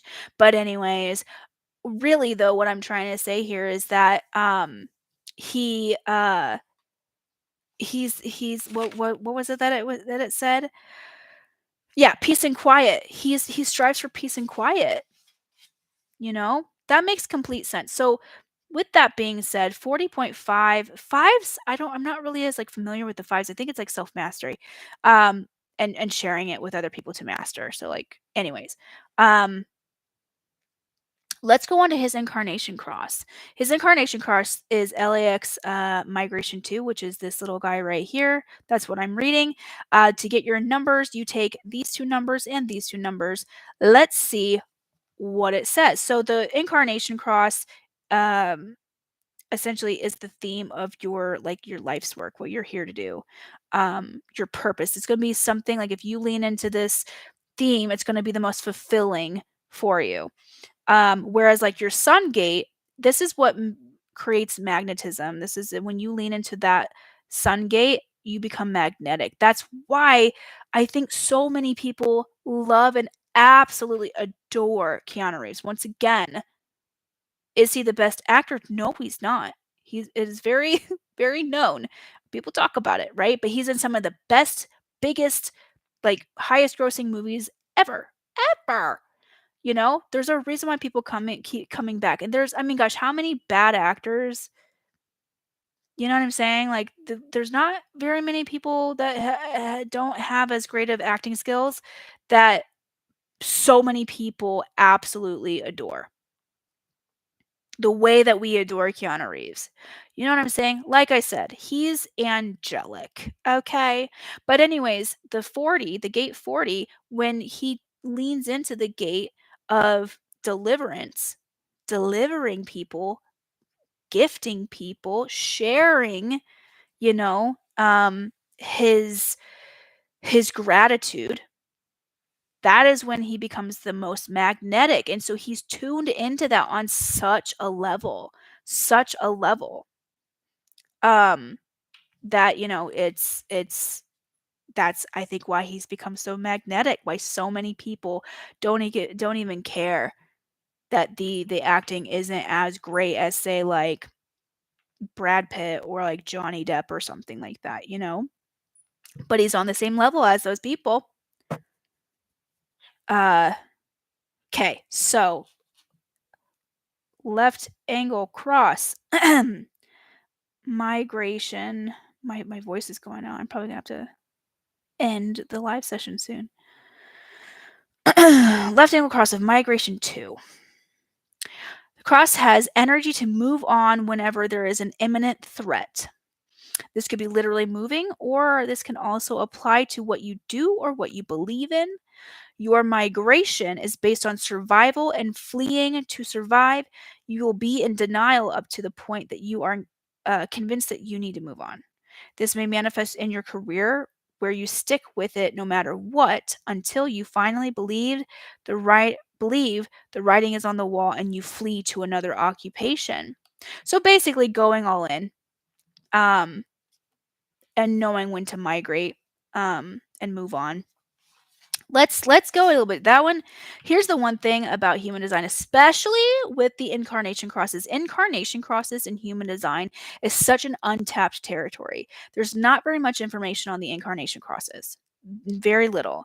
And the information that you will tend to come across tends to be extremely vague.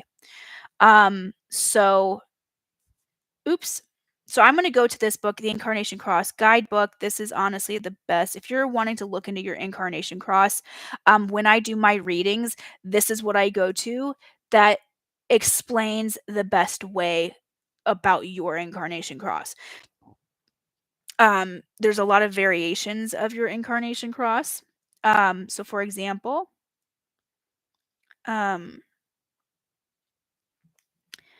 hold on. I got to text this. They're just blowing me up.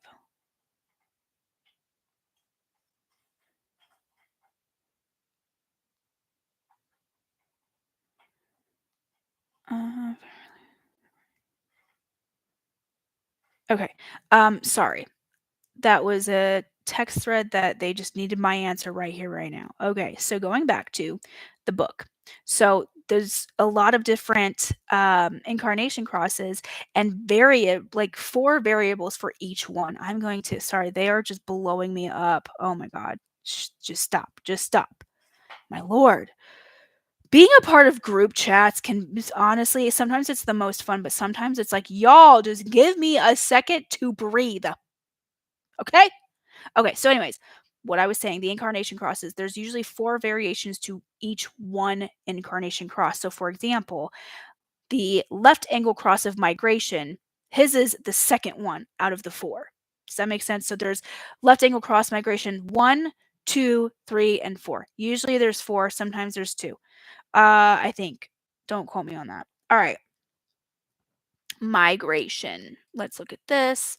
That is page 162. Like I said, this book, oh my gosh, it is such a good book. I just have it on Kindle. And it helps significantly. Community, adventure, movement. Hey girl, what you trying to do? Trying to like eh, eh, eh, eh. Okay.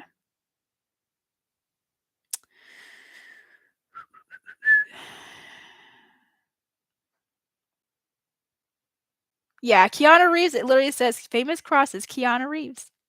Cutie! Okay, so Keanu Reeves is a 5-1, so it says cross profiles. Profile people use 5-1 profile people use their heretic investigator qualities to apply their cross. They provide their knowledge and solutions in regard to community movement. So he's all about community. And remember, dude, this is wild. So remember what I said. He's got the community channel. So even more so, he's all about community. He needs to tap into that. Once again, the Matrix. Think about the Matrix. It's a whole community. John Wick, whole community. Point Break, whole cult following. He's a part of movies that have cult followings.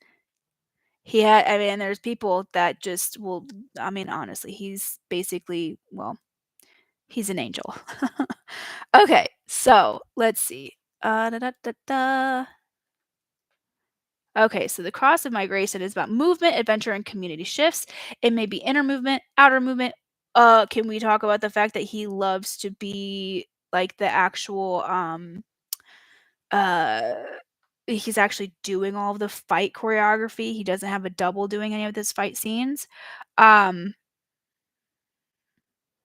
Within this cross is the entire 3740 channel, which he has, about tribal and contractual community bonding. Interesting. Let's see.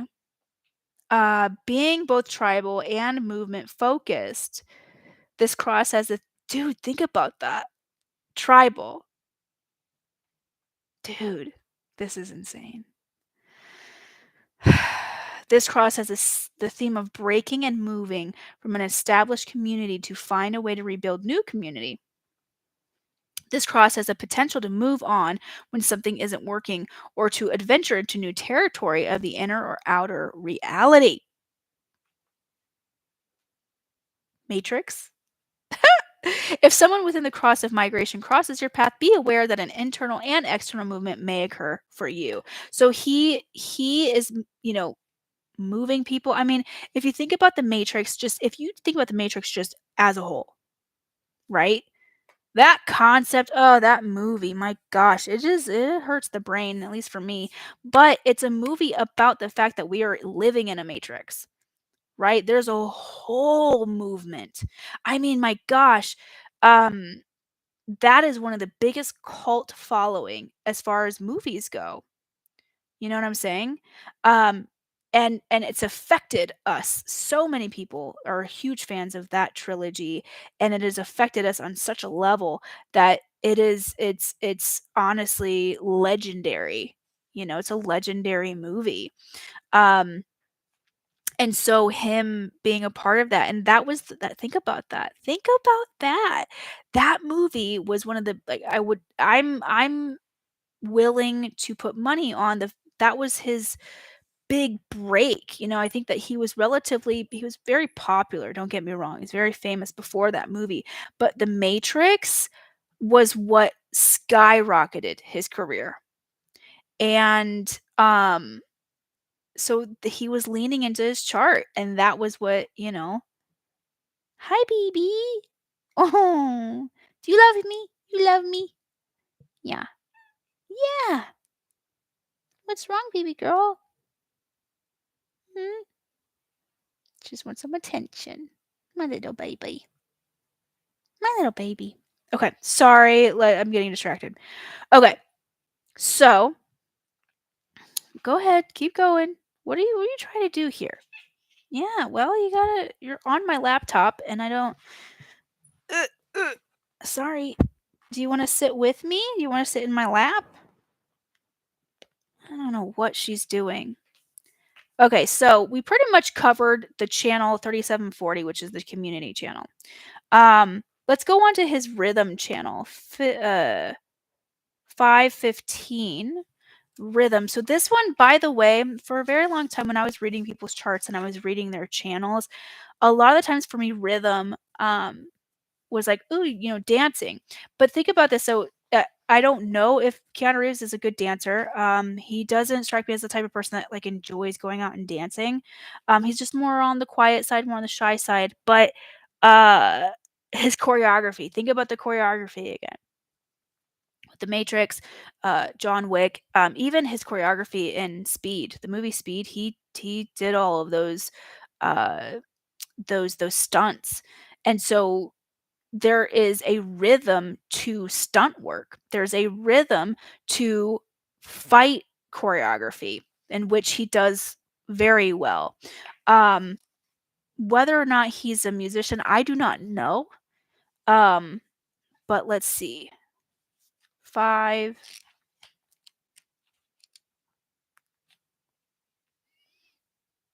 It is. Where did I just? Okay, so that's the. Okay. Heart. Is she?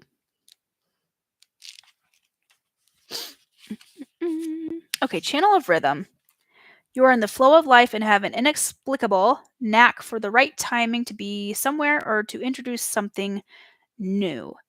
You are the same as the turtle that knows exactly when it's time to head for the beach and lay its eggs. Your timing and rhythm are a heartbeat ticking in synchronicity with the nature's time and seasons, guided by the sacral's gut response. So nothing drives your true nature crazier than being with clock watchers who demand punctuality. You need to be unhurried and measured and step with your unique timing. That I could see that. I've heard that he's actually a very timely person. I haven't heard that he like is late a lot or anything like that. Um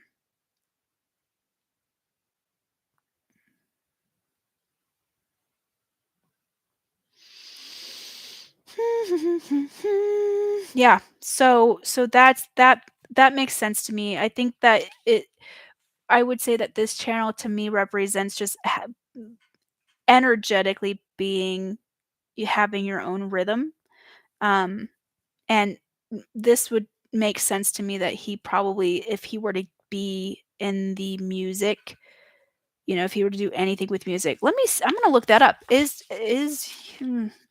Does Keanu Reeves, you guys are all going all down all the rabbit holes with me. This is what happens on a daily basis when I'm just like hanging out by myself. I read up on things, read people's charts like this, and then I get, I go down all these different levels into the rabbit hole. So for example, now I'm looking at what type of instruments Keanu Reeves plays, if he does play. Uh, does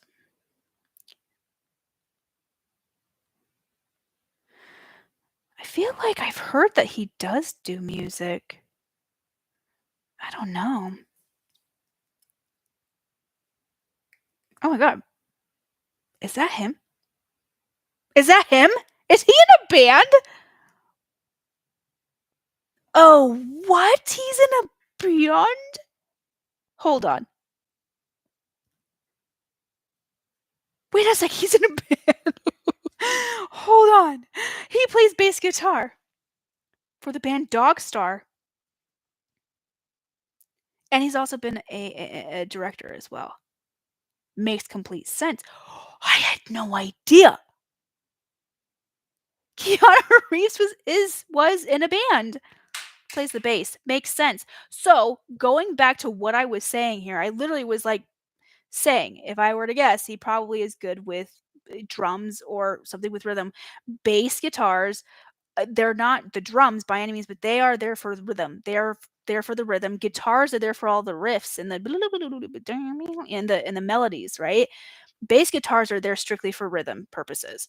Obviously, you can get into, the like absolutely like, crazy talented bassists that have, some really great bass, you know, uh, riffs. But this is so funny. Oh my god. Okay, that's awesome. So that makes perfect sense. But anyways, his natural rhythm would go hand in hand with his exceptional abilities with fight choreography, specifically fight choreography with stunt choreography. And when I say stunt, like stunt and fight choreography are kind of the same, but they are very different at the same time. Stunt choreography is, jumping from one car to the next when he was in Speed, right? Remember that one scene where they're trying to get him on the bus, and the two cars, and he's jumping onto the bus, right? He did that. Um yeah, that was the one. Was it the bus? It was a car. It was a car. The one where the guy that he like steals the car from, right? The guy with the dreads. So anyway, I love that movie so much. I've watched it so many times I can just basically read the script word for word, repeat, But anyway, so stunt choreography is that, whereas fight choreography is, you're punching, and it's, I punch now, you punch then, and it's a 1 2, I punch on 8, whatever. It is a music, it's an art in and of itself. There's rhythms, there's beats, and that makes perfect sense to me that Keanu Reeves has the rhythm channel for that reason. And so, the really interesting thing, once again, all the movies that have done exceptionally well have those aspects. They have the aspects of a cult-like following, right? As well as the aspects where he is like projecting his rhythm channel, which is his natural ability to do something like a choreographed fight scene. Um, very, very interesting. See, this is what's so freaking cool about human design. And I love psychoanalyzing all of it. It's so much fun for me. What is happening with the live? Um, yeah, so it's been 2 hours. That's cool. Okay, so channel 108, inspiration. That's the same one that Johnny Depp had. So I'm not gonna go looking into that one. Um, it's the channel of inspiration, which, and they just have this natural gift to inspire people on such a level.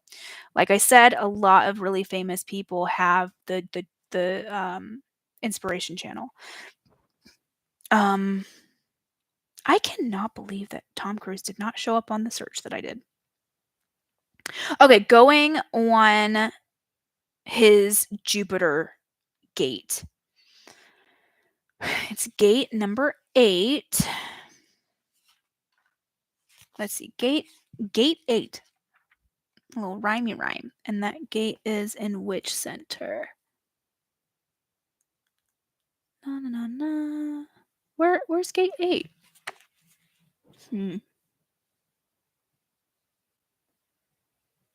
Why can't I find gate 8? There it is, right there. Okay. It is in the throat center. Okay, so there we go. Gate 8. Gate of contribution. Interesting. Interesting. So Keanu Reeves, I do know, if we're talking the surface level of what contribution stands for, I'm pretty sure he's a part of a lot of nonprofits. So there's that. But also, if we're talking about how well he treats his crews whenever he's working with people, he just showers people with gifts, and it has nothing to do with his inner circle. Johnny Depp showers his inner circle with gifts. That is his love language, and I do 100% think that Keanu Reeves' love language is the gifts. as well, but his is on a much more community base. It doesn't matter if he knows you well or not. It's kind of like he's the type of person that, like, say I worked with him, right? And we had met for each other for the first time. And, say it's an all day shoot and I'm doing touch ups on him. He's very kind to me. Say I start crying and he just so happened to see me cry. He's the type of person that would ask me what's wrong. And say, for instance, it's, my car crashed or whatever, my engine is going out in my car, something like some sort of like car trouble, right? If I were to say, I'm in this situation, he's the type of person, he's never met me before, he's only worked with me that day, he would be like, "Let me pay for it." Right? That's the type of person he is.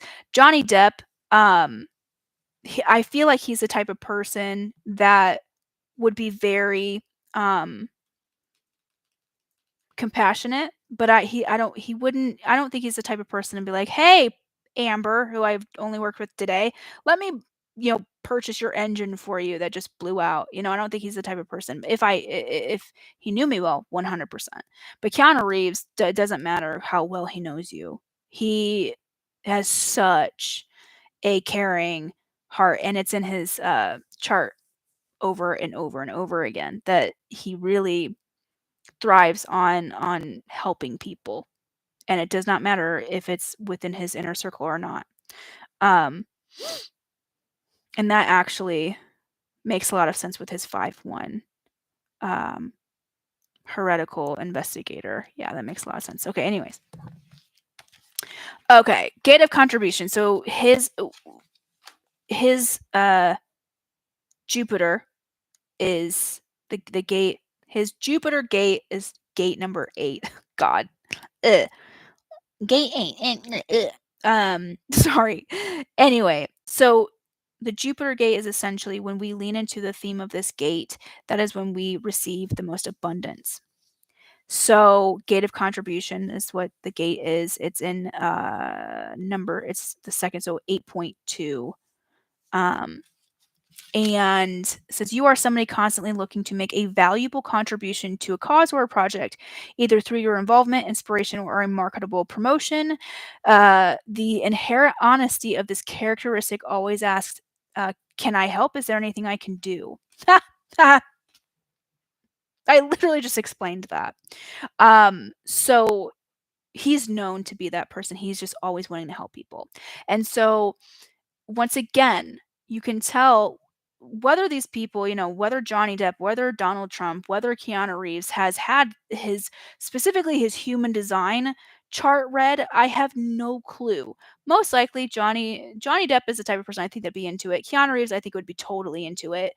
Because honestly, human design, I always kind of describe it as, um, I always like to describe it as the matrix. It's your matrix code. It is like, this is your code to unlocking your matrix of the life that you want. So it would not surprise me if he's had his read. But anyways, going back to my point here is that um Keanu Reeves leaning into all of these really big aspects of our chart that really create the most abundance in our life and create that life that we want, or just the desires that we want, living out that purpose, a very purpose driven life.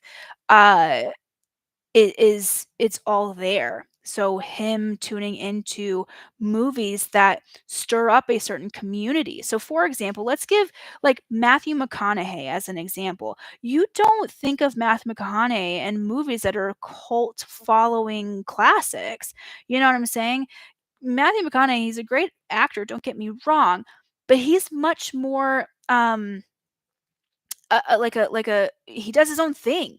He's not here to like gather a bunch of people about a certain subject to get them all connected with one another and excited and inspired.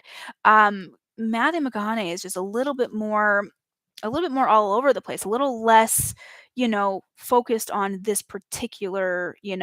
uh this particular path, I guess you could say. And then once again, going into the rhythm and the inspiration. So him tuning into that inspiration side of, what he does with his movies, as well as really, for example, I I'm not gonna sit here and say if Keanu Reeves never did his own stunts, then he wouldn't have the success that he does. I'm not gonna go to that degree, but I really don't think that he would be as well received as he is if that wasn't the case. Because another thing too is he actually shares the fact that he is doing his stunts, but it's not so much as like in your face as Tom Cruise. Tom Cruise is like, I do my own stunts. Like he's so in your face. Ew, get away with that, Tom. But Keanu Reeves is very like, humble about it. But it's now known that he does his own stunts. And to be honest, I want to say that was not because he made it a thing. I think there was an interview at one point that was like, hey, by the way, I heard you do your own stunts. And that was when, right? But the way that human design works is regardless if people know that Keanu Reeves is doing his own stunts or not, energetically we're reacting to that. Energetically we are picking up on the fact that it is him. And so we are like, "Oh my god, give me more." We want more stunts to Keanu Reeves. And if he would have never said, I do my own stunts. If we would have never figured that out, we would still be very captivated by all of his stunt scenes because he is doing his own stunts, which is essentially him tuning into that channel of rhythm, right? So his eight, his Jupiter in gate 8 is him doing the like I'm going to give to everybody. I'm going to share the fruits of my labor with everybody regardless of who you are. You're the truck driver and I've only seen you once or twice here. Here's a Ducati, right? And so when you tune into all of those little pieces, you get the success or the fulfillment, the life fulfillment of somebody like Keanu Reeves. Now, I'm not going to sit here and be like, yo, go look at your chart right now and start looking into these aspects. And you're going to be a millionaire. You're going to be a mega super famous. I'm not saying that because there's no guarantees. But what I can guarantee, though, and I do say this with confidence, is that if you were to take these aspects, the aspects that I always go over in my personal readings that I give people, when you look at your sun gate, when you look at your channels, and then when you look at your incarnation cross, those like 4 elements of your chart are going to be the most telling with how you can tune into your genius zones, which these are your genius zones, okay? 90% of the 90% of your personality that magnifies you the most, and then your Jupiter gate, which is essentially how you manifest abundance specifically. And we can say whatever abundance means to you. If that means money, if that means, love, whatever, abundance. Okay. When you tune into those aspects and you really let them flow, making sure that you are embodying that, your type. So with his, it's manifesting generator. uh, that's when so many really big things happen with the endeavor of finding that life purpose. Um, and I mean, my gosh, it's definitely hard to say the least, to look at your own chart and try to figure it out. So there's that. But so that's Keanu Reeves. Let's see. I'm having a lot of fun here. I know nobody is even going on this stream, which is totally fine, but I'm having a lot of fun. So let's just keep it going. I'm gonna do one more. Who should I do? Let's see. We did Johnny Depp, Keanu Reeves. Um who else could we do? Let's do a lady. Um let's see. Who is somebody that a lot of people know and we can really like dissect? We'll do Britney Spears. This might be kind of sad because, I mean, what she's going through right now is just absolutely. But a lot of people know who Britney Spears is. So let's, yep, see. So yeah. So she's a manifesting generator. She's also a 5-1. She's also a 5-1. Oh, see, I knew this is going to be sad. Do I want to do this one? This might be a little hard. And when I say hard, I'm saying emotional. All right, let's just do it. Let's just do it. Or you know what? Should I do Miley Cyrus? 9. Power. Yeah, let's do Britney Spears. Let's do Britney Spears because this is actually yeah. Okay, so she's a manifesting generator, like I said earlier. Um, what does P stand for? Pure. Pure?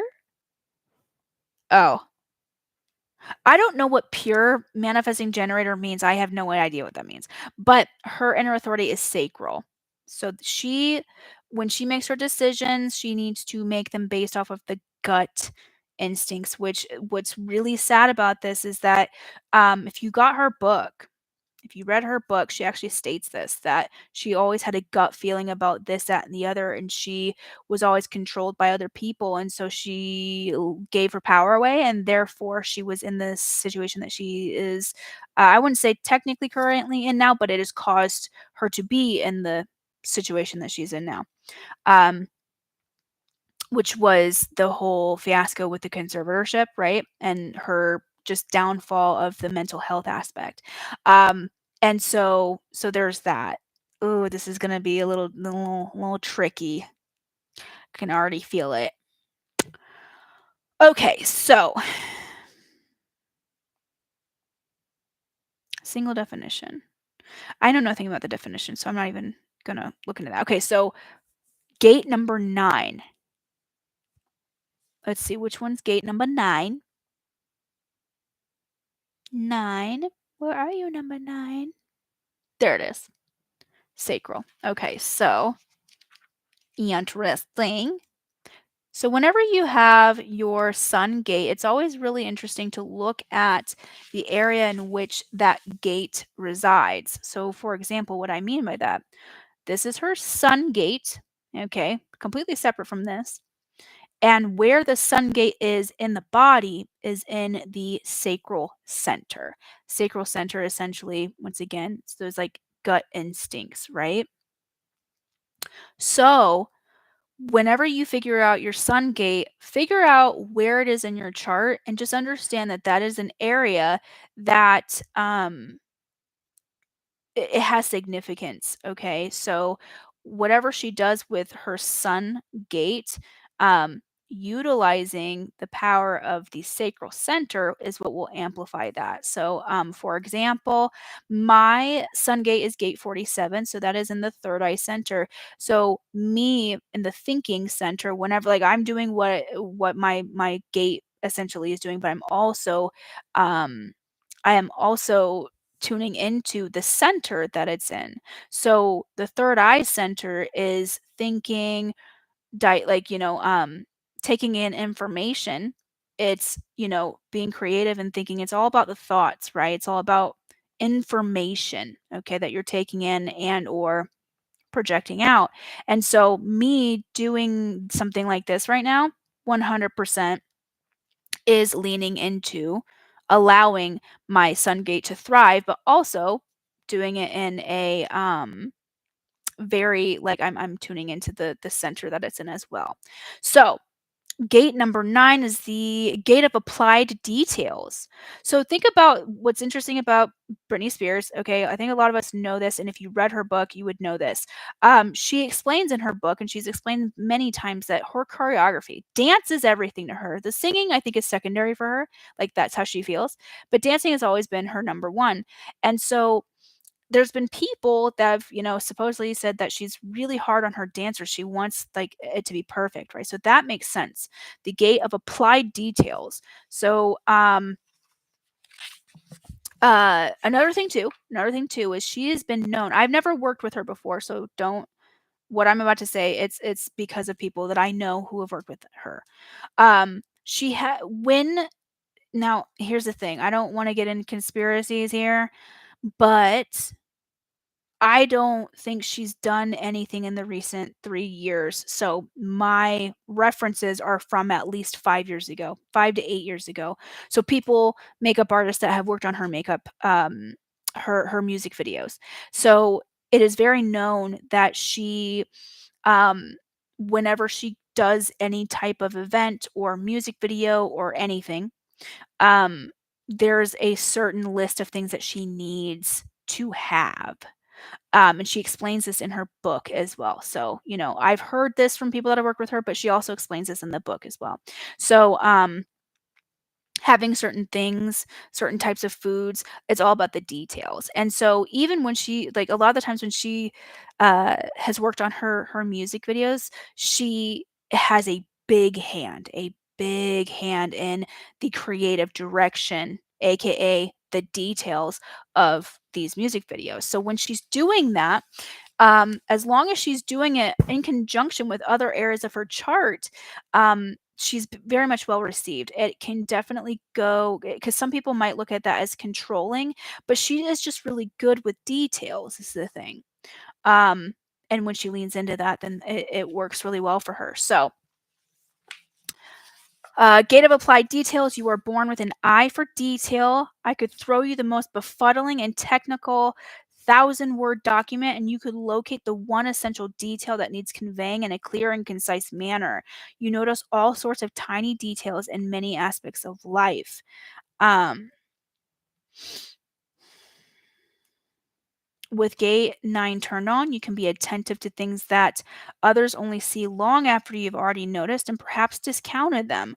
Or you can be questioning others about minutia concerning matters that really don't interest them at all. You're constantly checking to see, oh, I just had an idea, checking to see what is relevant to you at any given moment. So, really quick, the interesting thing is, once again, I'm not trying to get all conspiracy, but the whole Free Britney movement, when all of her videos were super cryptic and super like, what on earth is going on? And the way that she was writing her captions, people were deciphering all of these codes. And it's kind of like the information is in the details. For people that are going to really, really pay attention to the things, right, that she's trying to bring attention to. Um, once again, and think about what happened with that. Obviously, Britney Spears is so incredibly famous that I don't think that it would have gone any other way. But, think of it this way. So, when the whole Free Britney thing happened, her career didn't like necessarily go anywhere. She was still just as relevant as far as like, pop culture uh gossip. Like she hasn't really ever lost her fame. Even though starting around the time of the Free Britney movement, she wasn't doing anything, meaning she wasn't going on tour. She actually like the whole like Las Vegas thing happened, right? She just was like, I'm out, right? And then she just kind of disappeared, but she was still showing up on her social media in a very weird way, but she was giving these weird cryptic things, cryptic captions. And a lot of people were like, "Oh my god, you're crazy for looking into things so much, blah blah blah. Brittany, if you're okay, wear a yellow shirt in the next video," and she does, right? So, it's interesting because she wasn't tuning into what she's famous for, which is her singing and her dancing, even though, technically speaking, uh, she definitely was dancing, you know? Um, but where she's, like, leaning into, the aspect of her details, the sun sign is, it was in the captions, and so my what I'm trying to, like, say here is that she took a break from the industry. She literally quit the industry, but still was just as relevant and still just as famous when she took a step away from interviews, movies, um, TV spots, I already said interviews, but music videos, things like that. Any type of publicity, like outside of her Instagram. Um, she she was still just as relevant, but she was tuning into a different aspect of her chart, which is still, the gate of details, which was the captions. It all it all adds up. It all adds up. So the reason why I say that is because she was her personality was being magnetized through her still tuning into the gate of details. So instead of having the gate of details in how she does her music videos or her choreography that she does for her dancers and her for all the different shows, and I mean, gosh, the shows have so much detail, that's one way to like tune into that. But now she's like, oh, I don't want any of that type of fame anymore. I'm going to go in this direction. She's still just as famous. People are still talking about her. Um, and she's still very relevant. And she's not doing any of that, but she's doing it in a different angle. Does that make sense? Okay, so left angle identification 2. Oh gosh, I'm kind of nervous to read this. Okay. Identification 2. Let's see. Where is it? Okay. I am not a singer. All right, let's see. Identification.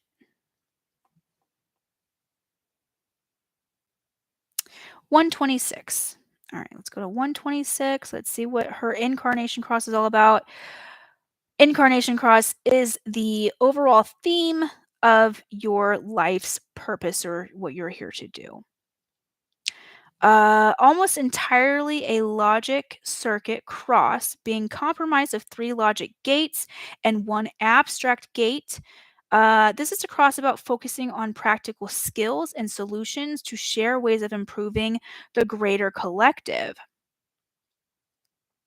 The act of identification brings meaning to the logic process, mirrored by how experience brings meaning to the abstract process.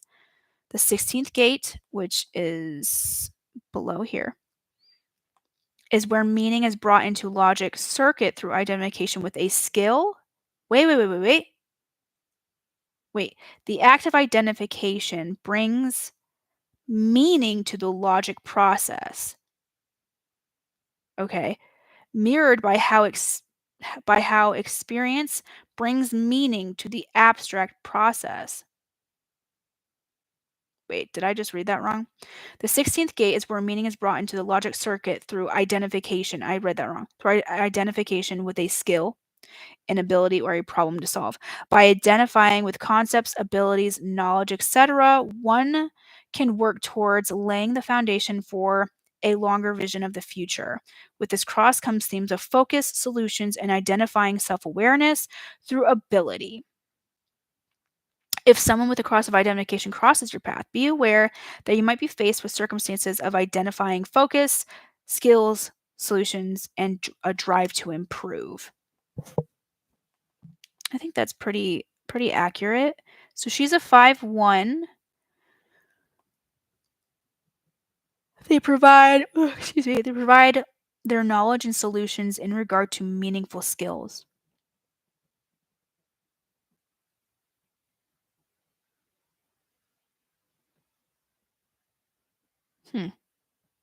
Interesting. This one seems a little bit more vague. She is a MG. Okay, so she's going to find her way of their cross of meaningful skills by breaking free from limits or belief systems that hold them back. They can use their voice to immobilize themselves towards their cross. She also has the generator aspect, so by following what lights up their sacral or withdrawing from what does not. Their turn on leads to their cross function. Okay, interesting. All right. Other aspects. So she has the channel of curiosity. I have that one. I think I have the wavelength one too. She and I have 2 of the same channels. Hell yeah. What's up, Brittany? Let me see. Let me just double check which one's mine. Channels. Yeah, curiosity is at 10. So curiosity 1648. Oh, no, I don't. Okay. So curiosity is I have that same one. So let's just see. 1156. Curiosity. Let's see.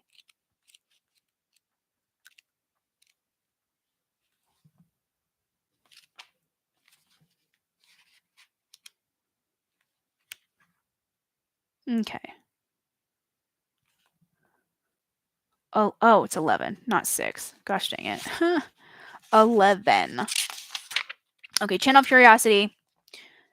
You are forever seeking life's meaning, then yearning to express it so that others are stimulated by your findings. Okay, so just to like say this right now.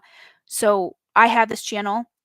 That means that it is a superpower of mine. It is a genius zone of mine. So me doing what I'm doing right now is exactly that.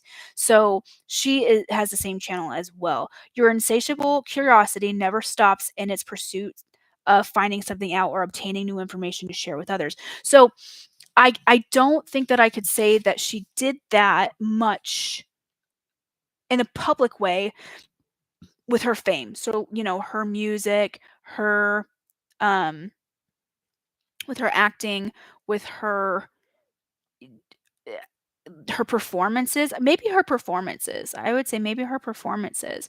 But the reason why I'm saying that is because now, if you look at Britney Spears's Instagram now, it is very much her leaning into the curiosity channel. She's sharing so much about all this new stuff that she's learning about the law of attraction, about manifesting, about what things about therapy, or she definitely shares the fact that she's learning a lot on social media, and she's sharing a bunch of it. At least that's what I have kind of, come across very consistently. And so once again, she's still very relevant, even regardless of what you think has happened to her. I'm not going to share what I thought. I mean, this is not the time for that, but she's a very curious person. And it would not surprise me whatsoever for people that know her personally that she probably asks questions a lot and is very, starry-eyed about all the possibilities of the underworld, and not the underworld, but like, things that are so mysterious, right? Um so there's that. The 1648, let's see, 1648. Actually, let me plug my laptop in because I'm gonna be out of battery in a second here.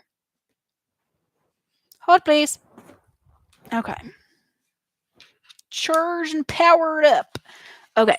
So, channel 1648. Okay, let's see here. Oh God, of course it is. The channel of talent. I don't even think I need to explain that one. She has the channel of talent. Um, that's pretty straightforward. She's leaned into that one. She has leaned into what her talent is, her singing, her dancing, more so her dancing. I think she's a phenomenal singer, don't get me wrong, and her music, I honestly, like, I just love her music so much. But her dancing, growing up, when I read her book, I really realized how much her dancing really had an effect on me. And I wanted to be a dancer. I wanted to be a hip hop dancer. I want to be a pop girl and be a, background dancer because of her. She is like, you look on all of her uh anything that she's done with the choreography, all of her performances, all of her shows, her music videos, her dancing, that is where her, like, oh my god, she was just 10 out of 10. Her music, obviously, like, her singing is really great too. She has I love her music, but I would say that her talent is a lot more in the dancing than it is in the singing. But um, her tuning into the dancing aspect, she very well could have, not tuned into that. And I honestly think that if she didn't dance in her career, she wouldn't have had the same effect. That her dancing is definitely probably one of her biggest talents, aside from singing and just performing. She's just a a performer. So that's that. That's pretty self-explanatory. The gate of power. So think, oh my gosh, that's another self-explanatory one. I want to say Donald Trump also has this one, not to, compare her to Trump, but yeah, the gate of power. Um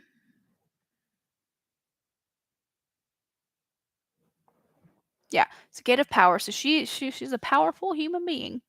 Okay. It's pretty self-explanatory. This channel is about embracing the power of now and acting on it. You are a true force with the potential for greatness and the power to bring about change. Um,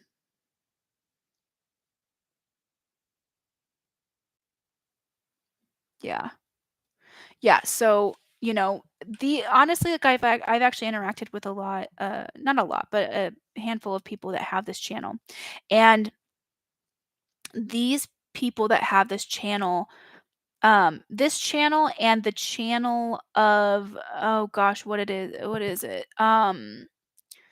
Oh gosh, I don't remember what the channel is called.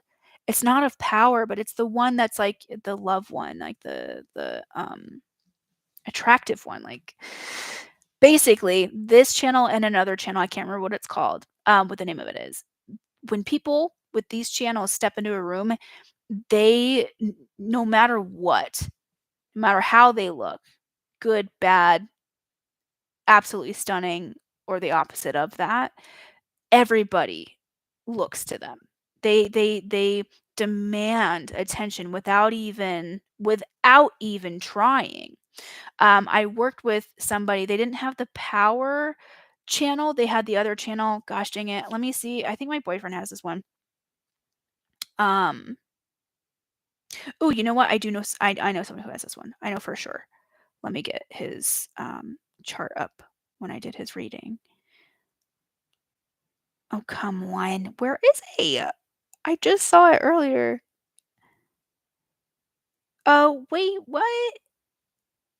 There it is. Oh my gosh, that took forever. I'm getting tired. Can you tell? Okay, channels, the alpha. That's the channel. This is the alpha. Okay, so the alpha channel, which is basically power, and the power channel. The alpha and the power channel is like literally like no matter what you do, they just demand attention. The guy, he's actually somebody that I dated. He has the alpha, and I also worked with somebody, and they both have the same reactions from people. They just the old boss of mine, like she's attractive, but she's not like an Angelina Jolie attractive. She's not like, "Oh my god, you're just so pretty." Like it's not like that. But there's her essence and her energy. There's something that is so magnetic and like, "Oh, who is this?" There's something about her. Um and you can't help but just be drawn to that person. The ex-boyfriend of mine that has the alpha channel, he is a very attractive person, and it's one of those things that like 100% like you you can't, it's like they're in the room and you're like, "Ooh, what do I do?" Like, you know what I'm saying? Um so anyways, that's very similar to uh the power channel. It's a little bit more, it's not even so the alpha channel seems to be a little bit more along the lines of attractiveness and lust, I guess you could say. And also just like dominance, but the power one is a little bit more like these people tend to end up in positions of power over, I mean, my gosh, Britney Spears had hi, Ruby, I know, I'm gonna be done in a second. Hi, BB. Yeah, you can sit with me if you'd like. Go ahead. Um, but, Britney Spears is w the most powerful female pop singer that's ever lived, and I'm willing to argue with anybody about that. Um, she just has so much influence. The influence that she has had on, um so many generations, actually, there's a lot of decades that she has influence on, um, is pretty palpable. So, you can't really argue with that. Like, she way surpasses somebody like Madonna. No offense if anybody is, like, a huge Madonna fan. She has surpassed her, probably about 10 years ago, easily. She's way more influential than Lady Gaga. Lady Gaga has her own form of influence that's a very different type of influence, but, Britney Spears 100%, she came way before Lady Gaga, so in my humble opinion, she has way more, power than Lady Gaga. Um, a lot of power. Okay, so the other I'm gonna sign off because 'cause I've been on here for, like, 3 hours. Nearly 3 hours. What are you doing, Ruby? Okay, the Jupiter. So Jupiter gate is gate 50, 50.5. Got a lot of fives in her chart. 9.5, 16.5, 5.1.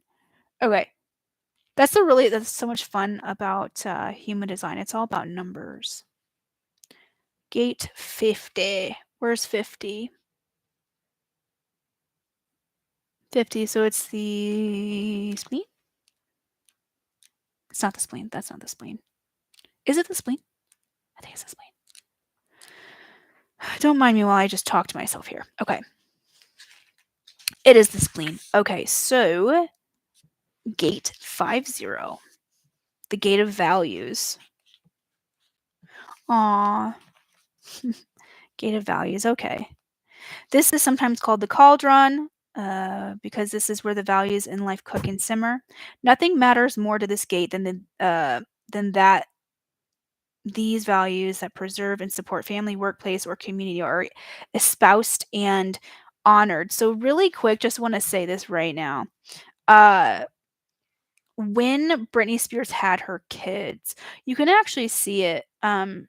Even though she went through, her mental breakdown shortly after she had the boys, um, you could tell that she was just really it fulfilled her. And she talks about it in her book how being a mother was, you know, a priority of hers. Family has always been a priority of hers. Now, depending on who you talk to, some people might disagree with that, but her sister wrote the book and her Jamie Lynn basically said she didn't say that like Britney Spears was ignorant or anything. I think she just had a lot, mental health issues going on, so she couldn't be there emotionally for her family, meaning her younger sister, because they were really close at first, her and Jamie Lynn.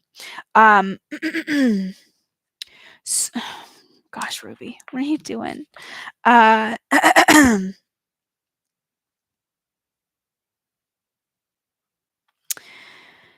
okay, values are something that often get handed down. Oh, so really quick, by the way, I'm pretty sure she has a house in her hometown. I know she has a house in LA for sure, but, her having a house in her hometown speaks volumes to this gate specifically, the gate of value. So she's just going back. It's kind of like, she really her roots mean a lot to her, her ancestry, her family, um, both above and below. And when I say above and below, I mean like her parents, and grandparents as well as her children mean a lot to her. Um, so it's interesting.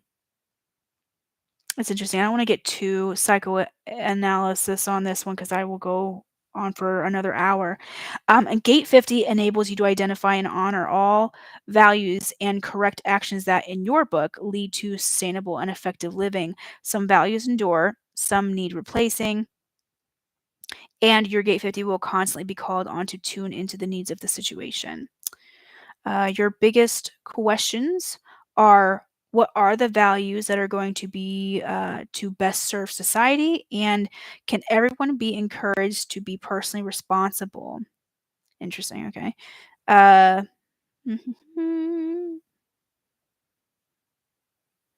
yeah. So that's interesting. That's really interesting.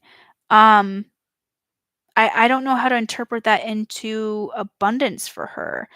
Um, I mean, when she's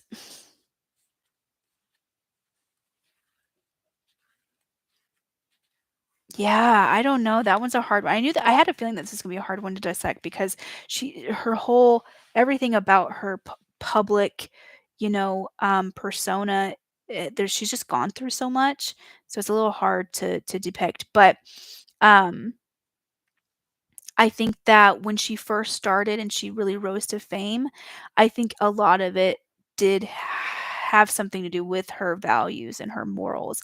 Um, think about. Mm, I'm trying to let me, like, gather my thoughts here before I say anything that I, like, regret saying. Um,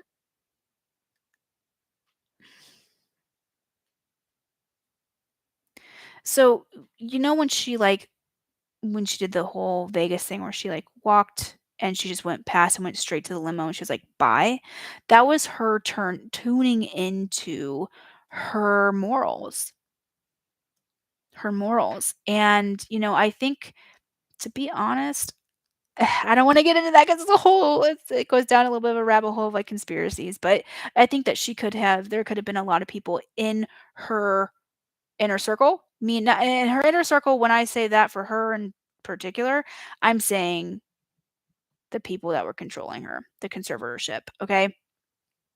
Um, that could have gone a completely different route than what it did. And some people, this is where the conspiracy comes in. Some people really do think that it did take a turn and that she's no longer with us. Which I, have thoughts about that, but that's why I like had to stop and think about should I say this. Um, but you can tell the really interesting thing is that when you see the clip of her just like going on by, there's she's exuding this like just really magnetic energy about her of like F all y'all. And that's essentially, her tuning into that. I'm trying to think of any other like scenarios that I can remember in her career that I guess okay, so yeah, this is actually good. Okay, so um when she had the whole, marriage with Kevin Federline, she was totally in love with him.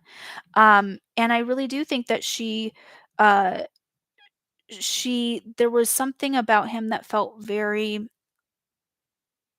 like home to her, you know what I'm saying? Like she felt like she was home with him. She says this in her book. And he really did give her a lot of happiness, especially at the beginning. Which is like with any relationship, but I think that her being with somebody that kind of went back to her, the roots, if you will, being with somebody that has similar values and similar morals and things like that. I don't know much about Kevin Federline, so please take that with a grain of salt, but I think she saw him as that at the time. You know, um, you can tell, like, during that period of time, she actually really was thriving. Of course, you have the really sad breakup and God, everything that happened with Justin Timberlake, which I said this earlier, F that guy. Fuck, like, seriously, fuck Justin Timberlake. There's something off with him. Um, I used to be a huge fan when he was in Sync, and then he went on his solo career, and there was just, I don't know, something really weird that shifted with him, and I remember being like I liked his music, and, but I remember, when they broke up, there was something off. I don't know what, I don't know. That's a whole other can of worms. But you could tell, like, I mean, my gosh, she was so in love with Justin Timberlake, and that I don't think she'll ever have that again, and she actually says that in her book. But I do think that when she started to get with Kevin Federline, Ju the way I like to describe it is I think that Justin Timberlake was her first real love, like, she actually was genuinely in love with him and genuinely saw a future with him to, like, marry and have kids with. But I don't think that his morals and his, uh, you know, what do I say? What am I saying? Morals and values, I don't think they necessarily aligned with hers. Um I don't think that Justin Timberlake is a good person. I don't get a good feeling about him. I think that he is highly selfish. I think that he's probably, a major narcissist. That's definitely what I get from him. But also speaking, I think that he cheated. I think that he is a cheater. So I do think that that relationship, while she was so in love with him, um, I don't think that the same morals and values were there. So when you see the way that she is, like her aura around how she was with Justin, she was smitten, she was in love, she was, head over heels. With Kevin, you can tell that she finds, like, she really does feel a sense of home with him. That's the best way. So going back to her, her Jupiter um gate of abundance, morals and values. So, I think that she did really well for her career at that point. I think that obviously the best her best years were definitely like Oops, I Did It Again and stuff like that. But she still had some bangers, bangers after that. So, um Slave for You, I don't know what her number it's got to be Oops, I Did It Again. Let's look that up. Let's look that up. What is Britney Spears' number 1 song? What is Britney? Oops.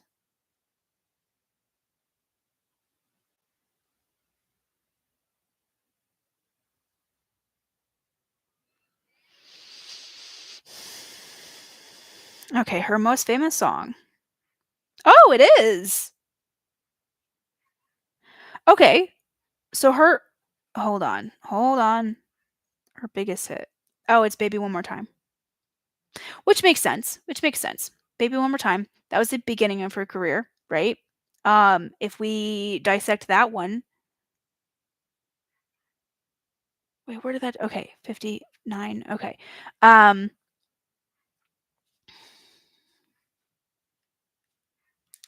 I'm just analyzing here, give me a second. Yeah, so Baby One More Time is her biggest hit.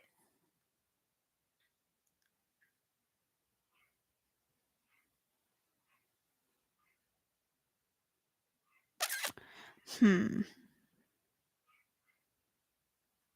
Let's see. Let's see what her best album is.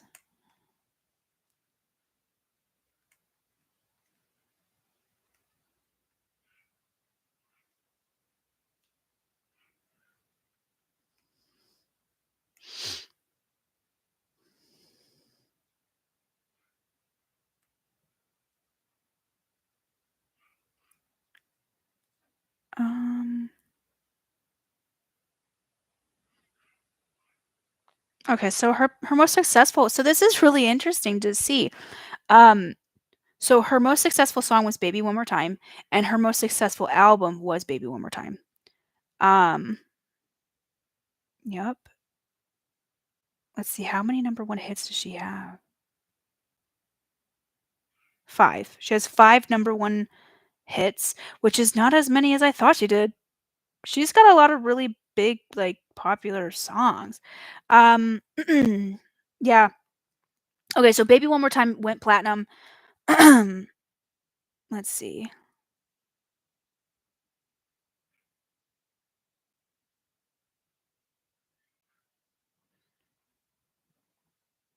Yeah, what? She has so many singles that what? Okay. Studio albums 9, compilation EP singles 50. She has 50 singles. Box sets.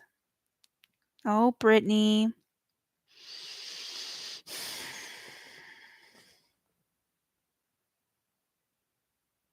Is she still with Jive Records? I know that that was her first record label.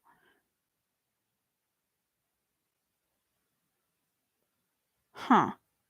Okay, so anyway, her most successful album was still Baby One More Time. Her most successful um single was Baby One More Time, which is interesting. But I think, you know, she's so famous. That's just really interesting to me.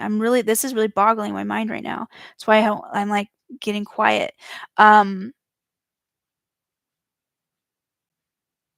interesting. Interesting. Okay, well, that I don't know what else to say about that, because that really, I thought that her best album was Slave for You. The one that Oops I Did It Again on that one. I don't remember which one that's on. No, no, no, no. Oops, I Did It Again. It's its own album. Um, yeah. Oh, what a good album. Yeah, that's such a good album. I thought maybe that was the number one. Anyway, I was trying to connect her abundance gate because she's had a complicated life, and I think that she's had a lot of things taken away from her. So I was trying to like calculate the different times of her life where she was in that flow and in that essence. And so I was just trying to figure out when she had her peak moment. So it's interesting because this is me going in I'm using my curiosity channel and I just dig, and I'm a 4-1 as far as my profile. This is 100% leaning into that. I'm investigating right now. Her abundance. So when we think of abundance, it's like we live abundantly. We have whatever that means to you. If it's a lot of friends, if it's a in a really fulfilling relationship, the abundance of love, abundance of money. It was for her at its peak for her career, anyways, is Baby One More Time. That was technically before she started dating Justin Timberlake. It was, because I don't know what happened with them with the whole Mickey Mouse Club. I don't know when they started dating officially. I think she said that he was her first kiss. I don't know. Um, but when they started officially dating, that was definitely 100% later on. It was after Oops, I Did It Again. Um, but she was still technically under her parents because she was a minor at the time. She was 17, I think, when that album came out. Maybe 18. If she was 18, then that doesn't necessarily, but her parents were still very much like, I think her mom was her manager at the time. Uh, how old?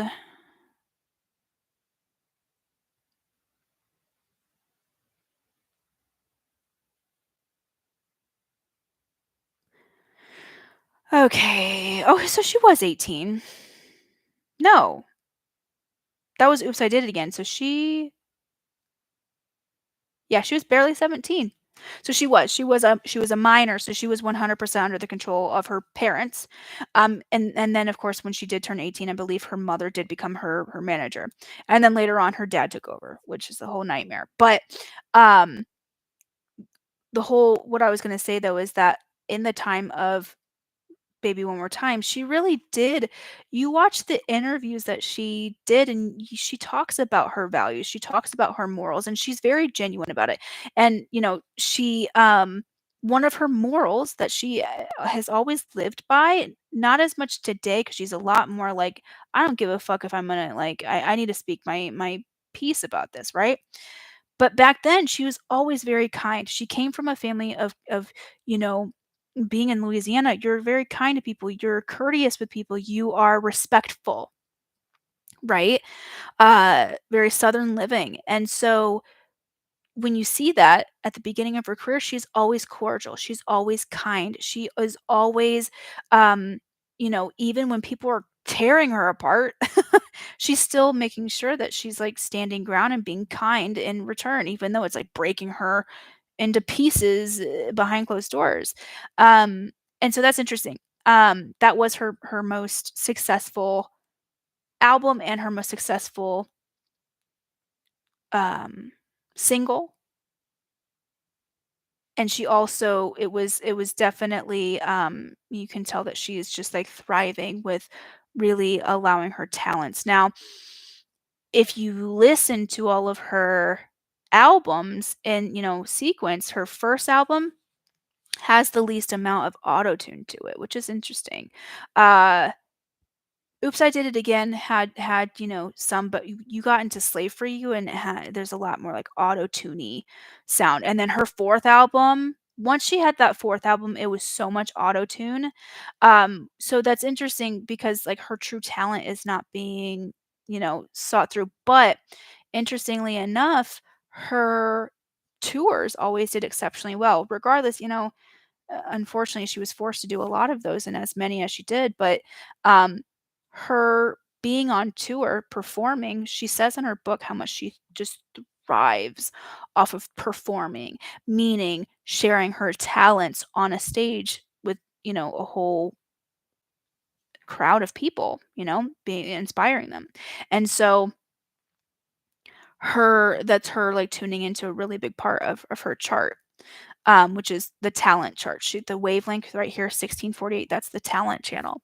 And so, it's interesting that, like, her albums, the ones that were the most popular, were at the beginning of her career. But even though the other albums didn't do as well as her first album, think about that for a second. Her first album, um, her tours were always sold out. Even, when she did her later albums, that weren't as popular, right? She still sold out every single tour. When she did Vegas, she was selling out every single show. She is a performer and her talents are very much right. But going back to the morals thing, the abundance, her abundance key, her abundance gate, uh, it's very telling. And she actually currently is starting to really showcase and express her her morals and values and what she thinks. In that book, if you haven't read it yet, definitely get it. But that book expresses quite a bit about what she really values and her morals, and she expresses it in a really beautiful way. I know that that book did really well. I know that the sales did really well. Let's look that up. This will be really telling, like what the sales were of this book, because she's bringing a voice to her values and morals. Britney Spears book um, sales.